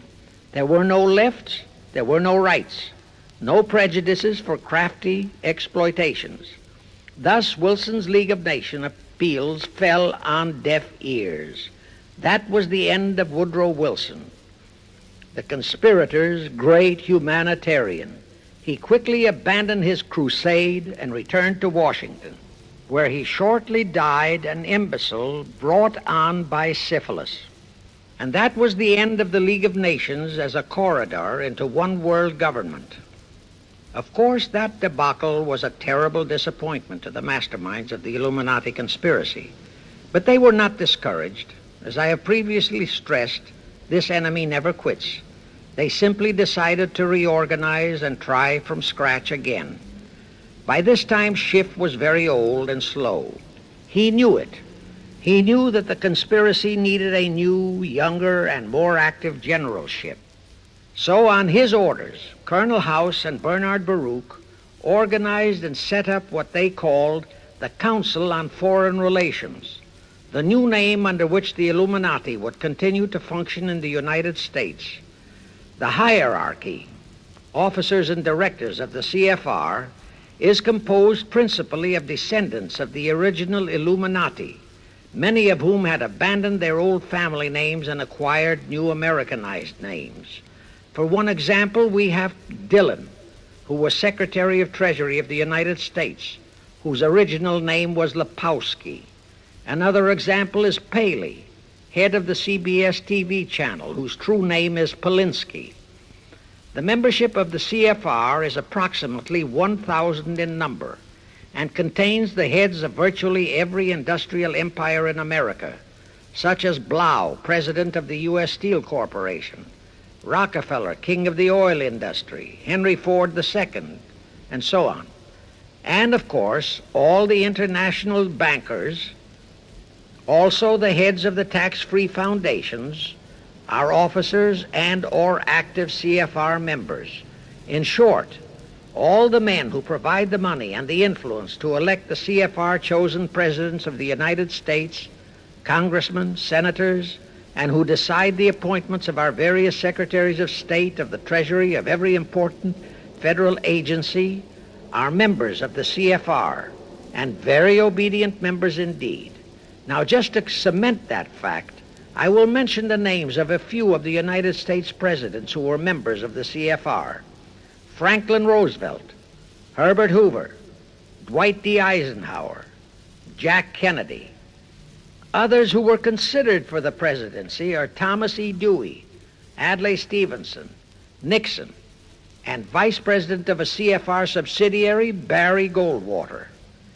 Among the important cabinet members of the various administrations, we have John Foster Dulles, Allen Dulles, Cordell Hull, John J. McCloy, Morgenthau, Clarence Dillon, Rusk, McNamara, and just to emphasize the red color of the C.F.R., we have as members such men as Alger Hiss, Ralph Bunche, Pasvolsky, Harry Dexter White, real name Weiss, Owen Lattimore, Philip Jeffy, etc., etc.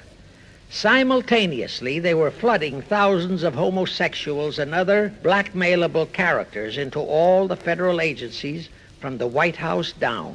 Remember Johnson's great friend Jenkins and Bobby Baker? Now, there were many jobs the new C.F.R. had to accomplish. They required much help. So their first job was to set up various subsidiaries to whom they assigned special objectives. I can't name all the subsidiaries in this recording, but the following are a few. The Foreign Policy Association, FPA, the World Affairs Council, WAC, the Business Advisory Council, BAC, the notorious ADA, Americans for Democratic Action, virtually headed by Walter Reuther, the notorious 1313 in Chicago. Barry Goldwater was, and no doubt still is, a vice president of one of the C.F.R. subsidiaries. In addition, the C.F.R. set up special committees in every state in the Union, to whom they assigned the various local state operations. Simultaneously, the Rothschilds set up similar C.F.R.-like control groups in England, France, Germany, and other nations to control world conditions and cooperate with C.F.R. to bring about another world war. But the C.F.R.'s first and foremost job was to get complete control of our mass communications media. The control of the press was assigned to Rockefeller. Thus, Henry Luce, who recently died, was financed to set up a number of national magazines, among them Life, Time, Fortune, and others, which publish USSR in America. The Rockefellers also directly or indirectly financed the Cowles Brothers Look magazine and a chain of newspapers. They also financed a man named Sam Newhouse to buy up and build a chain of newspapers all over the country. And the late Eugene Meyer, one of the founders of C.F.R., bought the Washington Post, Newsweek, the weekly magazine, and other publications. At the same time, C.F.R. began to develop and nurture a new breed of scurrilous columnists and editorial writers, such as Walter Lippmann, Drew Pearson, the Alsops, Herbert Matthews, Irwin Canham, and others of that ilk, who called themselves liberals, who proclaimed that Americanism is isolationism, that isolationism is warmongerism, that anti-communism is anti-Semitism and racism. All that took time, of course, but today our entire press, except for some local small-town papers and weeklies published by patriotic organizations, is completely controlled by C.F.R. stooges, and thus they finally succeeded in breaking us up into a nation of quarreling, wrangling, squabbling, hating factions. Now, if you still wonder about the slanted news and outright lies you read in your paper, you have the answer. To the Lehmans, Goldman Sachs, Kuhn Loeb, and the Warburgs, the C.F.R. assigned the job of getting control of the motion picture industry, Hollywood, radio and television, and believe you me, they succeeded.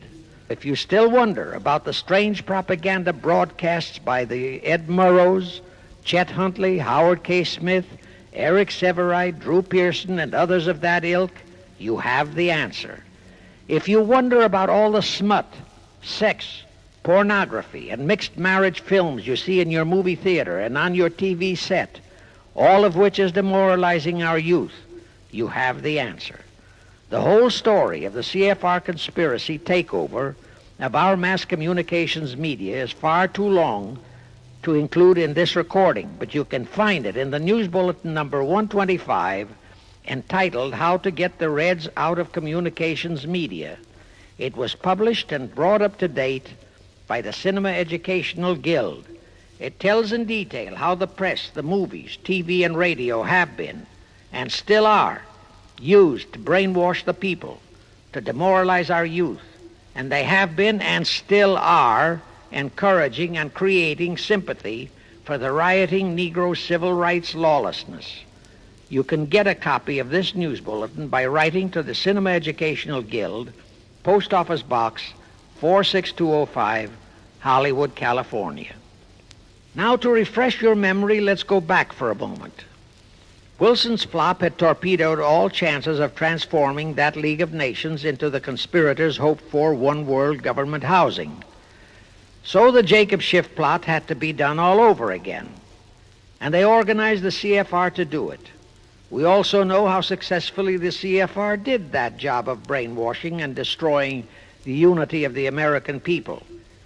But as was the case with the Schiff plot, the climax and the creation of a new housing for their one-world government required another world war, a war that would be even more horrible and more devastating than the First World War, in order to get the people of the world to again clamor for peace and a means to end all wars. But the C.F.R. realized that the aftermath of World War II would have to be more carefully planned so that there would be no escape from the new one-world trap, another League of Nations, that would emerge from the new war, the trap we now know as the United Nations. And they hit upon a perfect strategy to ensure that no escape. Here's how they did it.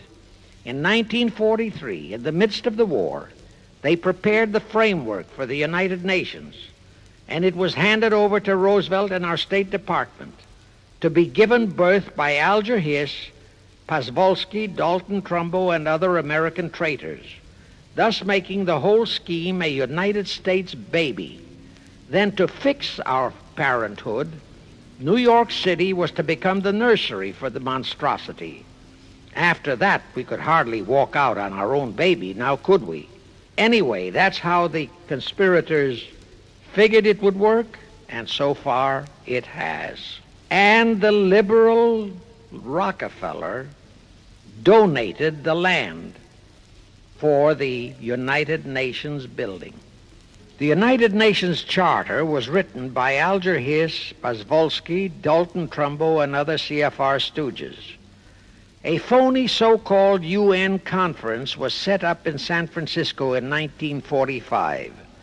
All the so-called representatives of 50-odd nations gathered there, promptly signed the charter, and the despicable traitor Alger Hiss flew to Washington with it, elatedly submitted it to our Senate, and the Senate, elected by our people to safeguard our security, signed the charter without so much as reading it. The question is, how many of our senators were even then traitorous stooges of the C.F.R.? Anyway, it was thus that the people accepted the United Nations as a holy of holies and enabled traitor Earl Warren to virtually destroy our Constitution by basing all his traitorous decisions on the UN Charter, thus making that charter virtually our law of the land. However, for all the dirty work that had to be done to solidify the UN, the new housing of the one world plot, they still required the aid of our leaders in Washington. So now I will emphasize the fiendish cleverness of the C.F.R. masterminds. To the vast majority of the American people, our foreign policy for many years has been a complete enigma. Most of us simply can't understand why this great nation is seemingly floundering so helplessly in the art of diplomacy. We can't understand why our leaders are seemingly so confused and bewildered in all their dealings with Moscow, France, and other nations, and with the UN. We always hear them proclaiming that in view of our overwhelming economic and military superiority, we must always lead from strength. Yet at all the summit meetings and conferences, they cringe and stammer and stutter, and so to speak, come out with their tails between their hind legs. We can't understand the foreign aid to Tito, an avowed enemy, to Poland, an avowed enemy, to all the avowed communist nations. We can't understand why the expenditure of hundreds of billions of dollars has failed to slow down, let alone stop, the march of communism. We are perplexed by the seeming ineptness of the State Department, the Defense Department, the CIA, the USIA, of all our federal agencies. Again and again and again we have been startled, shocked, bewildered, and horrified by their mistakes in Berlin, in Korea, in Laos, in Katanga, in Cuba, in Vietnam. Mistakes that always favor the enemy, never the United States. Under the law of averages, they should have made at least one or two mistakes in our favor, but they never did. What's the answer? The answer is the C.F.R. and the parts played by their subsidiaries and stooges in Washington. Thus we know that complete control of our foreign relation policy is the key to the success of the entire Illuminati one-world plot. Here is the further proof. Earlier, I fully established that Schiff and his gang had financed the Lenin-Trotsky-Stalin takeover of Russia and fashioned its communist regime into becoming their chief instrument to keep the world in turmoil and to finally terrorize all of us into seeking peace in a UN one-world government. But the conspirators knew that the Moscow gang could not become such an instrument until and unless the whole world would accept the communist regime as the legitimate, de jure government of Russia. Only one thing could accomplish that: recognition by the United States. The conspirators figured that the whole world would follow our lead, and that's when the Wilson flop very nearly wrecked the entire plot. Throughout the following 3 Republican administrations, the C.F.R. pulled every trick in their bag to induce Harding, Coolidge, and Hoover to grant that recognition, but all 3 refused. As a result, in the late 1920s, the Stalin regime was in dire straits. Despite all purges and secret police controls, the Russian people were growing more and more restive. It is a matter of record, admitted by Litvinov, that during 1931 and 1932, Stalin and his whole gang were always packed and ready for instant flight. Then in November 1932, the conspirators achieved their greatest coup. They landed Franklin Roosevelt in the White House.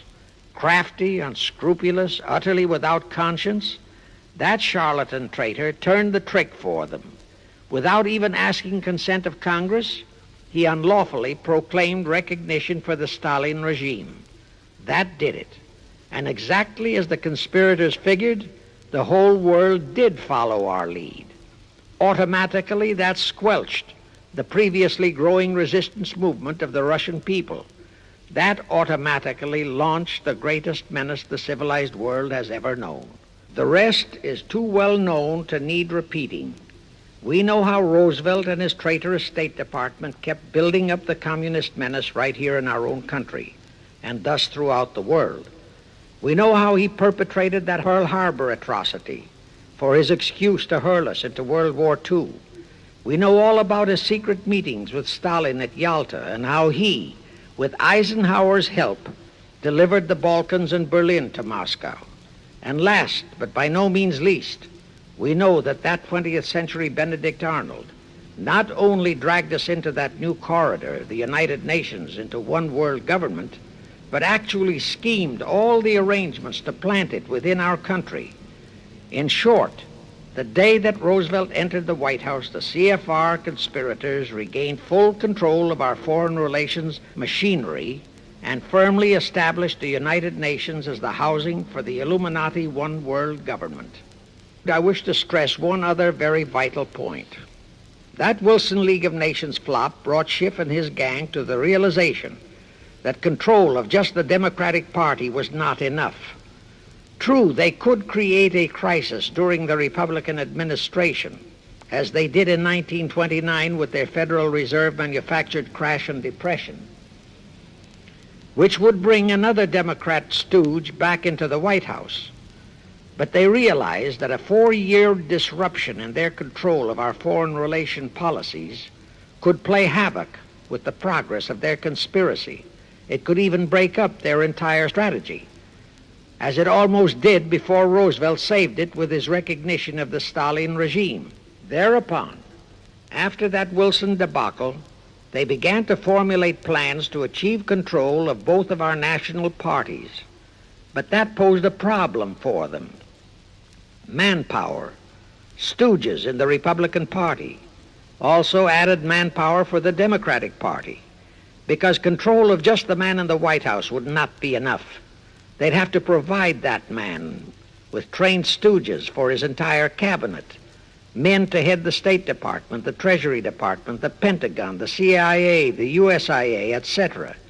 In short, every member of the various cabinets would have to be a chosen tool of the C.F.R., such as Rusk and McNamara, also all undersecretaries and assistant secretaries.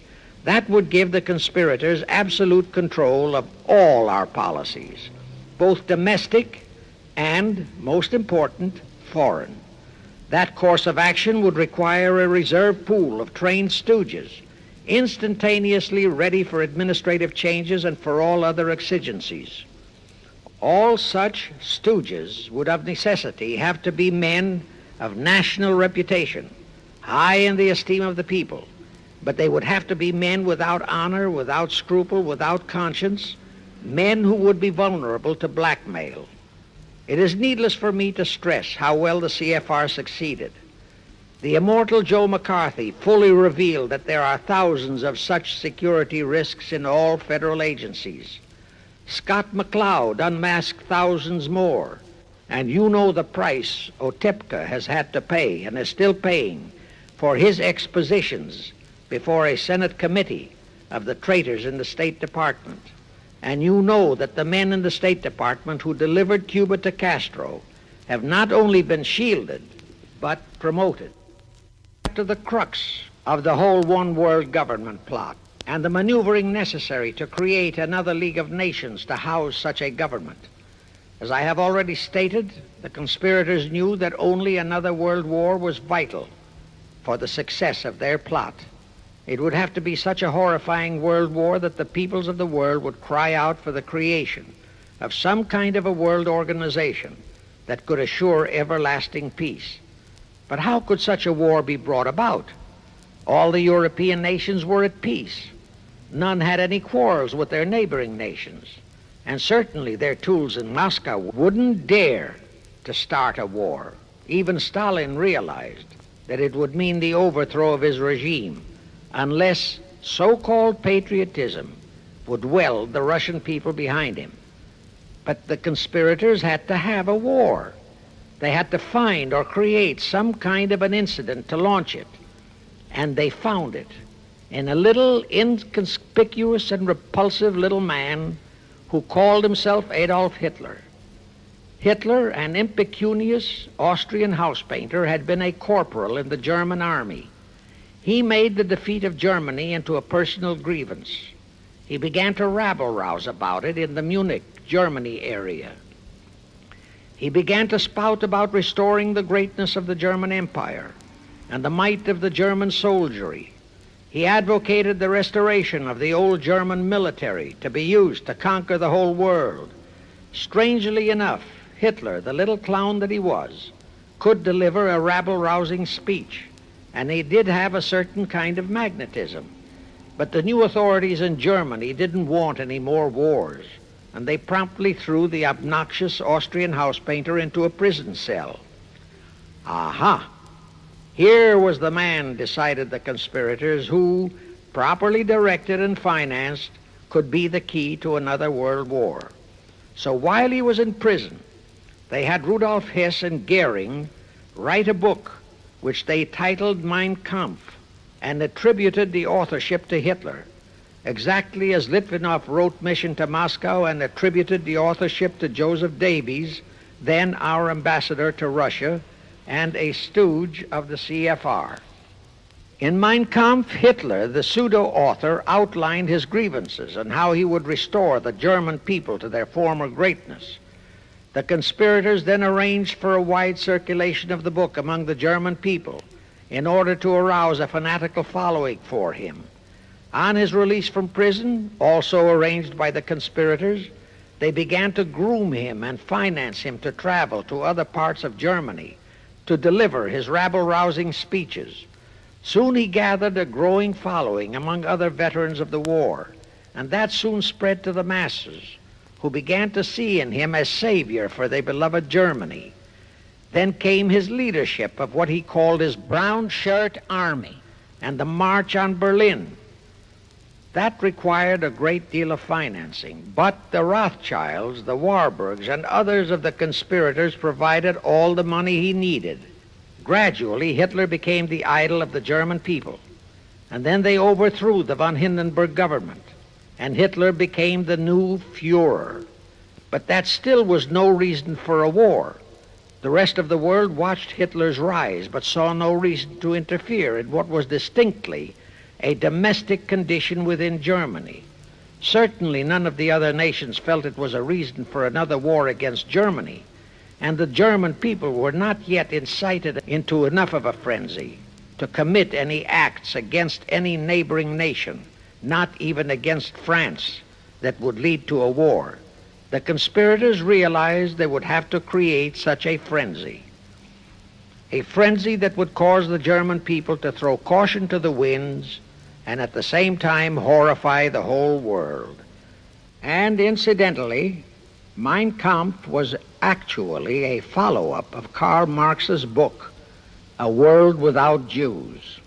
The conspirators suddenly remembered how the C.F.R. Rothschild gang had engineered the pogroms in Russia, which slaughtered many, many thousands of Jews and created a worldwide hatred for Russia.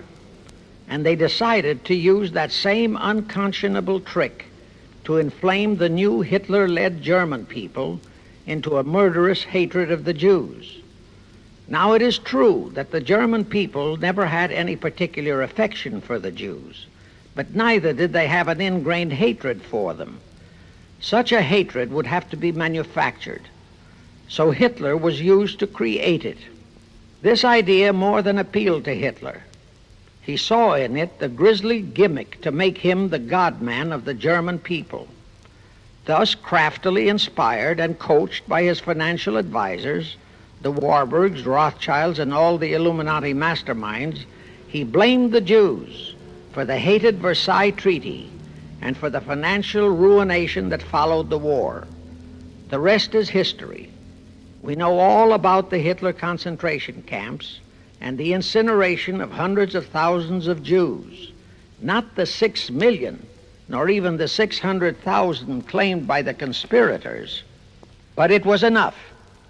And here let me reiterate how little the internationalist bankers, the Rothschilds, Schiffs, Lehmans, Warburgs, Baruchs, care about their racial brethren who were the victims of their nefarious schemes. In their eyes, the slaughter of the several 100,000 innocent Jews by Hitler didn't bother them at all. They considered it a necessary sacrifice to further their Illuminati one-world plot, just as the slaughter of the many millions in the wars that followed was a similar necessary sacrifice. And here is another grisly detail about those concentration camps. Many of the Hitler soldier executioners in those camps had previously been sent to Russia to acquire their arts of torture and brutalization so as to emphasize the horrors of the atrocities. All this created a new worldwide hatred for the German people, but it still did not provide a cause for war. Thereupon Hitler was incited to demand the Sudetenland. You remember how Chamberlain and the then diplomats of Czechoslovakia and France surrendered to that demand. That led to further Hitlerian demands for territories in Poland and in the French Saar territories. Those demands were rejected. Then came his pact with Stalin. Hitler had been screaming hatred against communism. Oh, how he ranted against communism. But actually, Nazism was nothing but socialism, and communism is, in fact, socialism. But Hitler disregarded all that. He entered into a pact with Stalin to attack and divide Poland between them. While Stalin marched into one part of Poland, for which he was never blamed, the Illuminati mastermind saw to that, Hitler launched a blitzkrieg on Poland from his side. The conspirators finally had their new world war, and what a horrible war it was. And in 1945, the conspirators finally achieved the United Nations, their new housing for their one world government. And truly amazing, all of the American people hailed this foul outfit as a holy of holies, even after all the true facts about how the UN was created were revealed. The American people continued to worship that evil outfit. Even after Alger Hiss was unmasked as a Soviet spy and traitor, the American people continued to believe in the UN. Even after I had publicly revealed the secret agreement between Hiss and Molotov that a Russian would always be the head of the military secretariat, and by that token, the real master of the UN, most of the American people continued to believe that the UN could do no wrong. Even after Trygve Lie, the first Secretary General of the UN, confirmed that Hiss-Molotov secret agreement in his book For the Cause of Peace, the vast majority of our people refused to lose faith in the UN. Even after the truth about the Korean War was revealed, how the Russian General Vasiliev, head of that UN military secretariat, was given a leave of absence by the UN so that he could take command of the North Koreans and Red Chinese who were fighting the so-called UN police action under our own General MacArthur, who by orders of the UN was fired by the pusillanimous Truman in order to prevent his winning that war, our people still believed in the UN. Despite our 150,000 sons who were murdered and maimed in that war, the people continued to regard the UN as a sure means for peace. Even after it was revealed in 1951 that the UN, using our own American soldiers under UN command and the UN flag, in collusion with our traitorous State Department and the Pentagon, had been invading many small cities in California and Texas in order to perfect their plan for the complete takeover of our country, most of our people brushed it off and continued their belief that the UN is a holy of holies. Do you know that the UN Charter was written by traitor Alger Hiss, Molotov, and Wyszynski?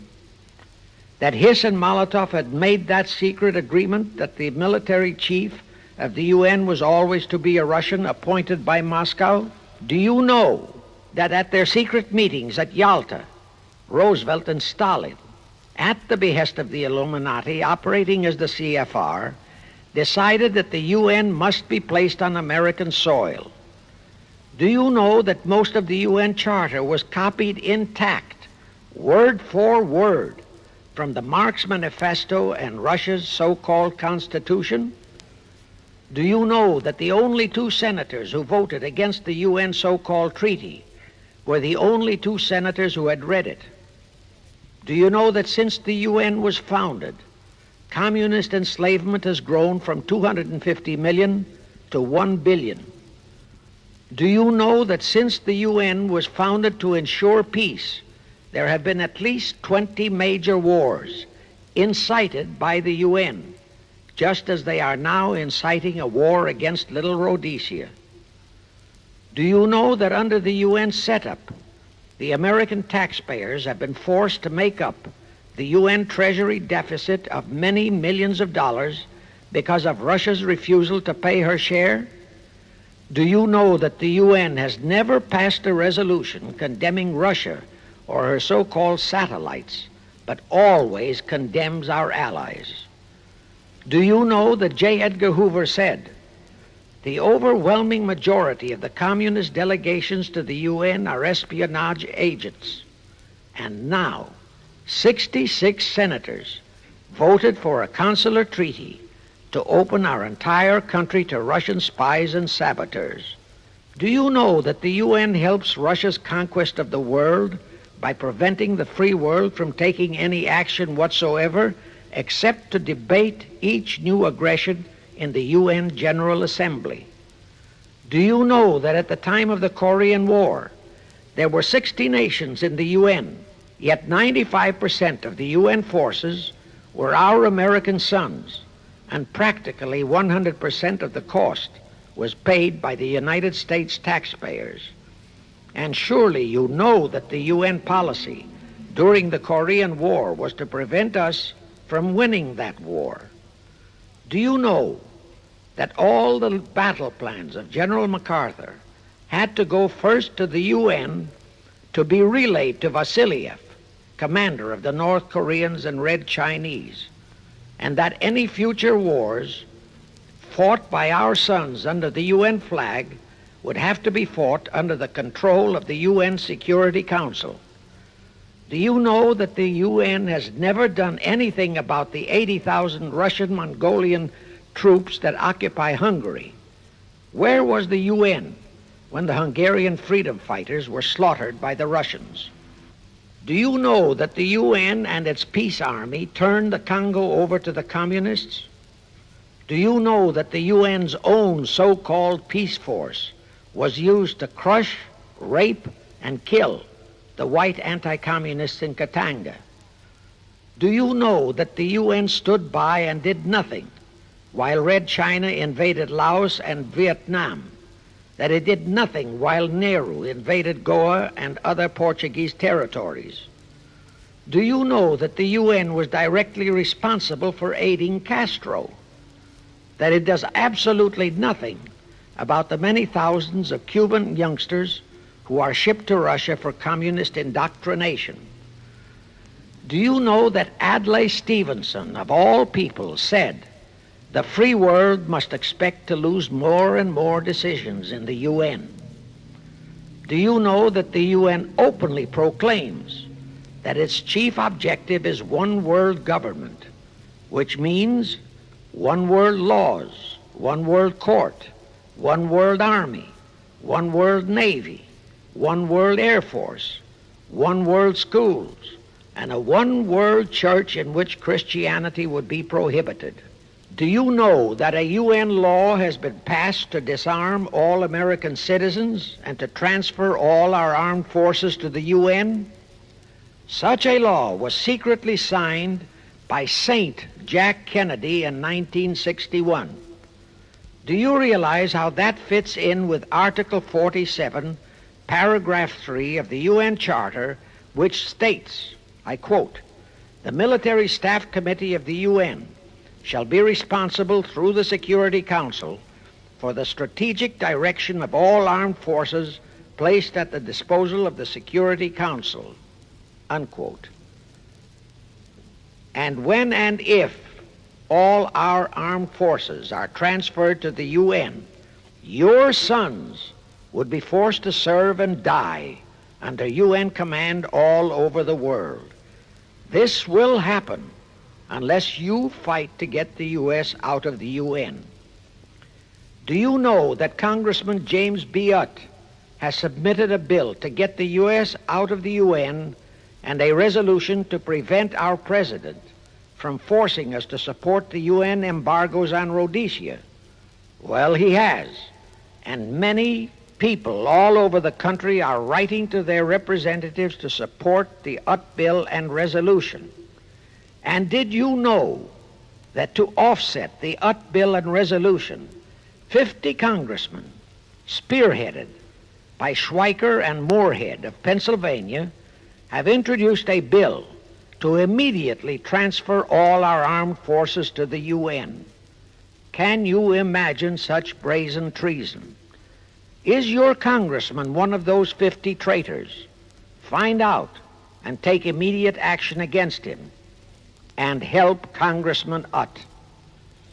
Now, do you know that the National Council of Churches passed a resolution in San Francisco which states that the United States will soon have to subordinate its will to that of the UN, and that all American citizens must be prepared to accept it? Is your church a member of the National Council of Churches? In connection with that, bear in mind that God is never mentioned in the UN Charter, and their meetings are never opened with prayer. The creators of the UN stipulated in advance that there should be no mention of God or Jesus Christ in the UN Charter or in its UN headquarters. Does your pastor subscribe to that? Find out. Furthermore, do you know that the great majority of the so-called nations in the UN are anti-Christianity? That the UN is a completely godless organization by orders of its creators, the C.F.R. Illuminati. Now, Have you heard enough of the truth about the Illuminati's United Nations? Do you want to leave your sons and our precious country to the unholy mercy of the Illuminati's United Nations? If you don't, write, telegraph, or phone your representatives and senators that they must support Congressman Utt's bill to get the U.S. out of the UN and the UN out of the U.S. Do it today, now, before you forget. It is the only salvation for your sons and for our country. Now I have one more vital message to deliver. As I told you, one of the 4 specific assignments Rothschild gave Jacob Schiff was to create a movement to destroy religion in the United States, with Christianity to be the chief target. For a very obvious reason, the Anti-Defamation League wouldn't dare to attempt it, because such an attempt could create the most terrible bloodbath in the history of the world, not only for the ADL and the conspirators, but for the millions of innocent Jews. Schiff turned that job over to Rockefeller for another specific reason. The destruction of Christianity could be accomplished only by those who are entrusted to preserve it, by the pastors, the men of the cloth. As a starter, John D. Rockefeller picked up a young so-called Christian minister by the name of Dr. Harry F. Ward, Reverend Ward, if you please. At that time, he was teaching religion at the Union Theological Seminary. Rockefeller found a very willing Judas in this reverend. Thereupon, in 1907, he financed him to set up the Methodist Foundation of Social Service. And Ward's job was to teach bright young men to become so-called ministers of Christ and to place them as pastors of churches. While teaching them to become ministers, the Reverend Ward also taught them how to very subtly and craftily preach to their congregations that the entire story of Christ is a myth, to cast doubts on the divinity of Christ, to cast doubts about the Virgin Mary. In short, to cast doubts on Christianity as a whole. It was not to be a direct attack, but much of it by crafty insinuation that was to be applied in particular to the youth in the Sunday schools. Remember Lenin's statement, "Give me just one generation of youth and I'll transform the whole world." Then, in 1908, the Methodist Foundation of Social Service, which incidentally was America's first Communist Front organization, changed its name to the Federal Council of Churches. By 1950, the Federal Council of Churches was becoming very suspect. So in 1950, they changed the name to the National Council of Churches. Do I have to tell you more about how this National Council of Churches is deliberately destroying faith in Christianity? I don't think so. But this I will tell you. If you are a member of any congregation whose pastor and church are members of this Judas organization, your contributions are helping the Illuminati's plot to destroy religion and your faith in God and Jesus Christ. Thus you are deliberately delivering your children to be indoctrinated with disbelief in God and church, and which can easily transform them into atheists. Find out immediately if your church is a member of the National Council of Churches, and for the love of God and your children, if it is, withdraw from it at once. However, let me warn you, that same destroy religion process has been infiltrated into other denominations. If you have seen the Negro March on Selma and other such demonstrations, you have seen how the Negro mobs are led and encouraged by ministers and even Catholic priests and nuns who march along with them. As a matter of fact, the Mormon Church is about the only one I know of that is clean of that kind of Judas infiltration.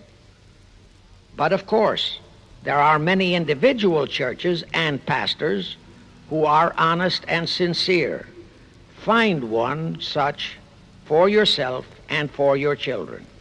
Incidentally, this same Reverend Harry F. Ward was also one of the founders of the American Civil Liberties Union, a notorious pro-communist organization. He was the actual head of it from 1920 to 1940. He also was a co-founder of the American League Against War and Fascism, which, under Browder, became the Communist Party of the United States. In short, Ward's entire background reeked of communism, and he was identified as a member of the Communist Party. He died a vicious traitor to both his church and country. And this was the man old John D. Rockefeller picked and financed to destroy America's Christian religion, in accordance with the orders given to Schiff by the Rothschilds. In conclusion, I have this to say. You probably are familiar with the story of how one Dr. Frankenstein created a monster to do his will of destroying his chosen victims, but how instead, in the end, that monster turned on his own creator, Frankenstein, and destroyed him. Well, the Illuminati, C.F.R, has created a monster called the United Nations, who, supported by their minority groups, rioting Negroes, the traitorous mass communications media, and the traitors in Washington, was created to destroy the American people. Well, we know all about that many-headed Hydra monster. We know the names of those who created that monster. We know all their names. And I predict that one fine day the American people will come fully awake and cause that very monster to destroy its creator.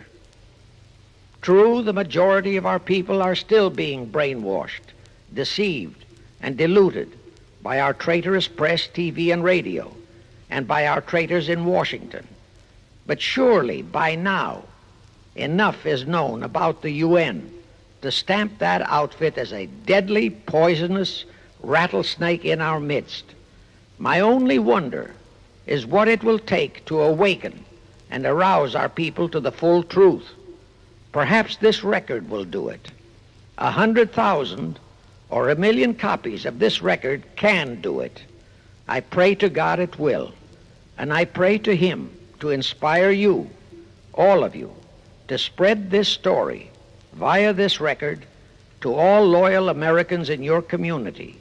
You can do it by playing it to study groups assembled in your homes, at meetings of the American Legion, the VFW, the DAR, all other civic groups and women's clubs, especially the women's clubs who have their sons' lives at stake. With this record, I have provided you with the weapon that will destroy the monster. For the love of God, of our country, and of your children, use it. Get a copy of it into every American home.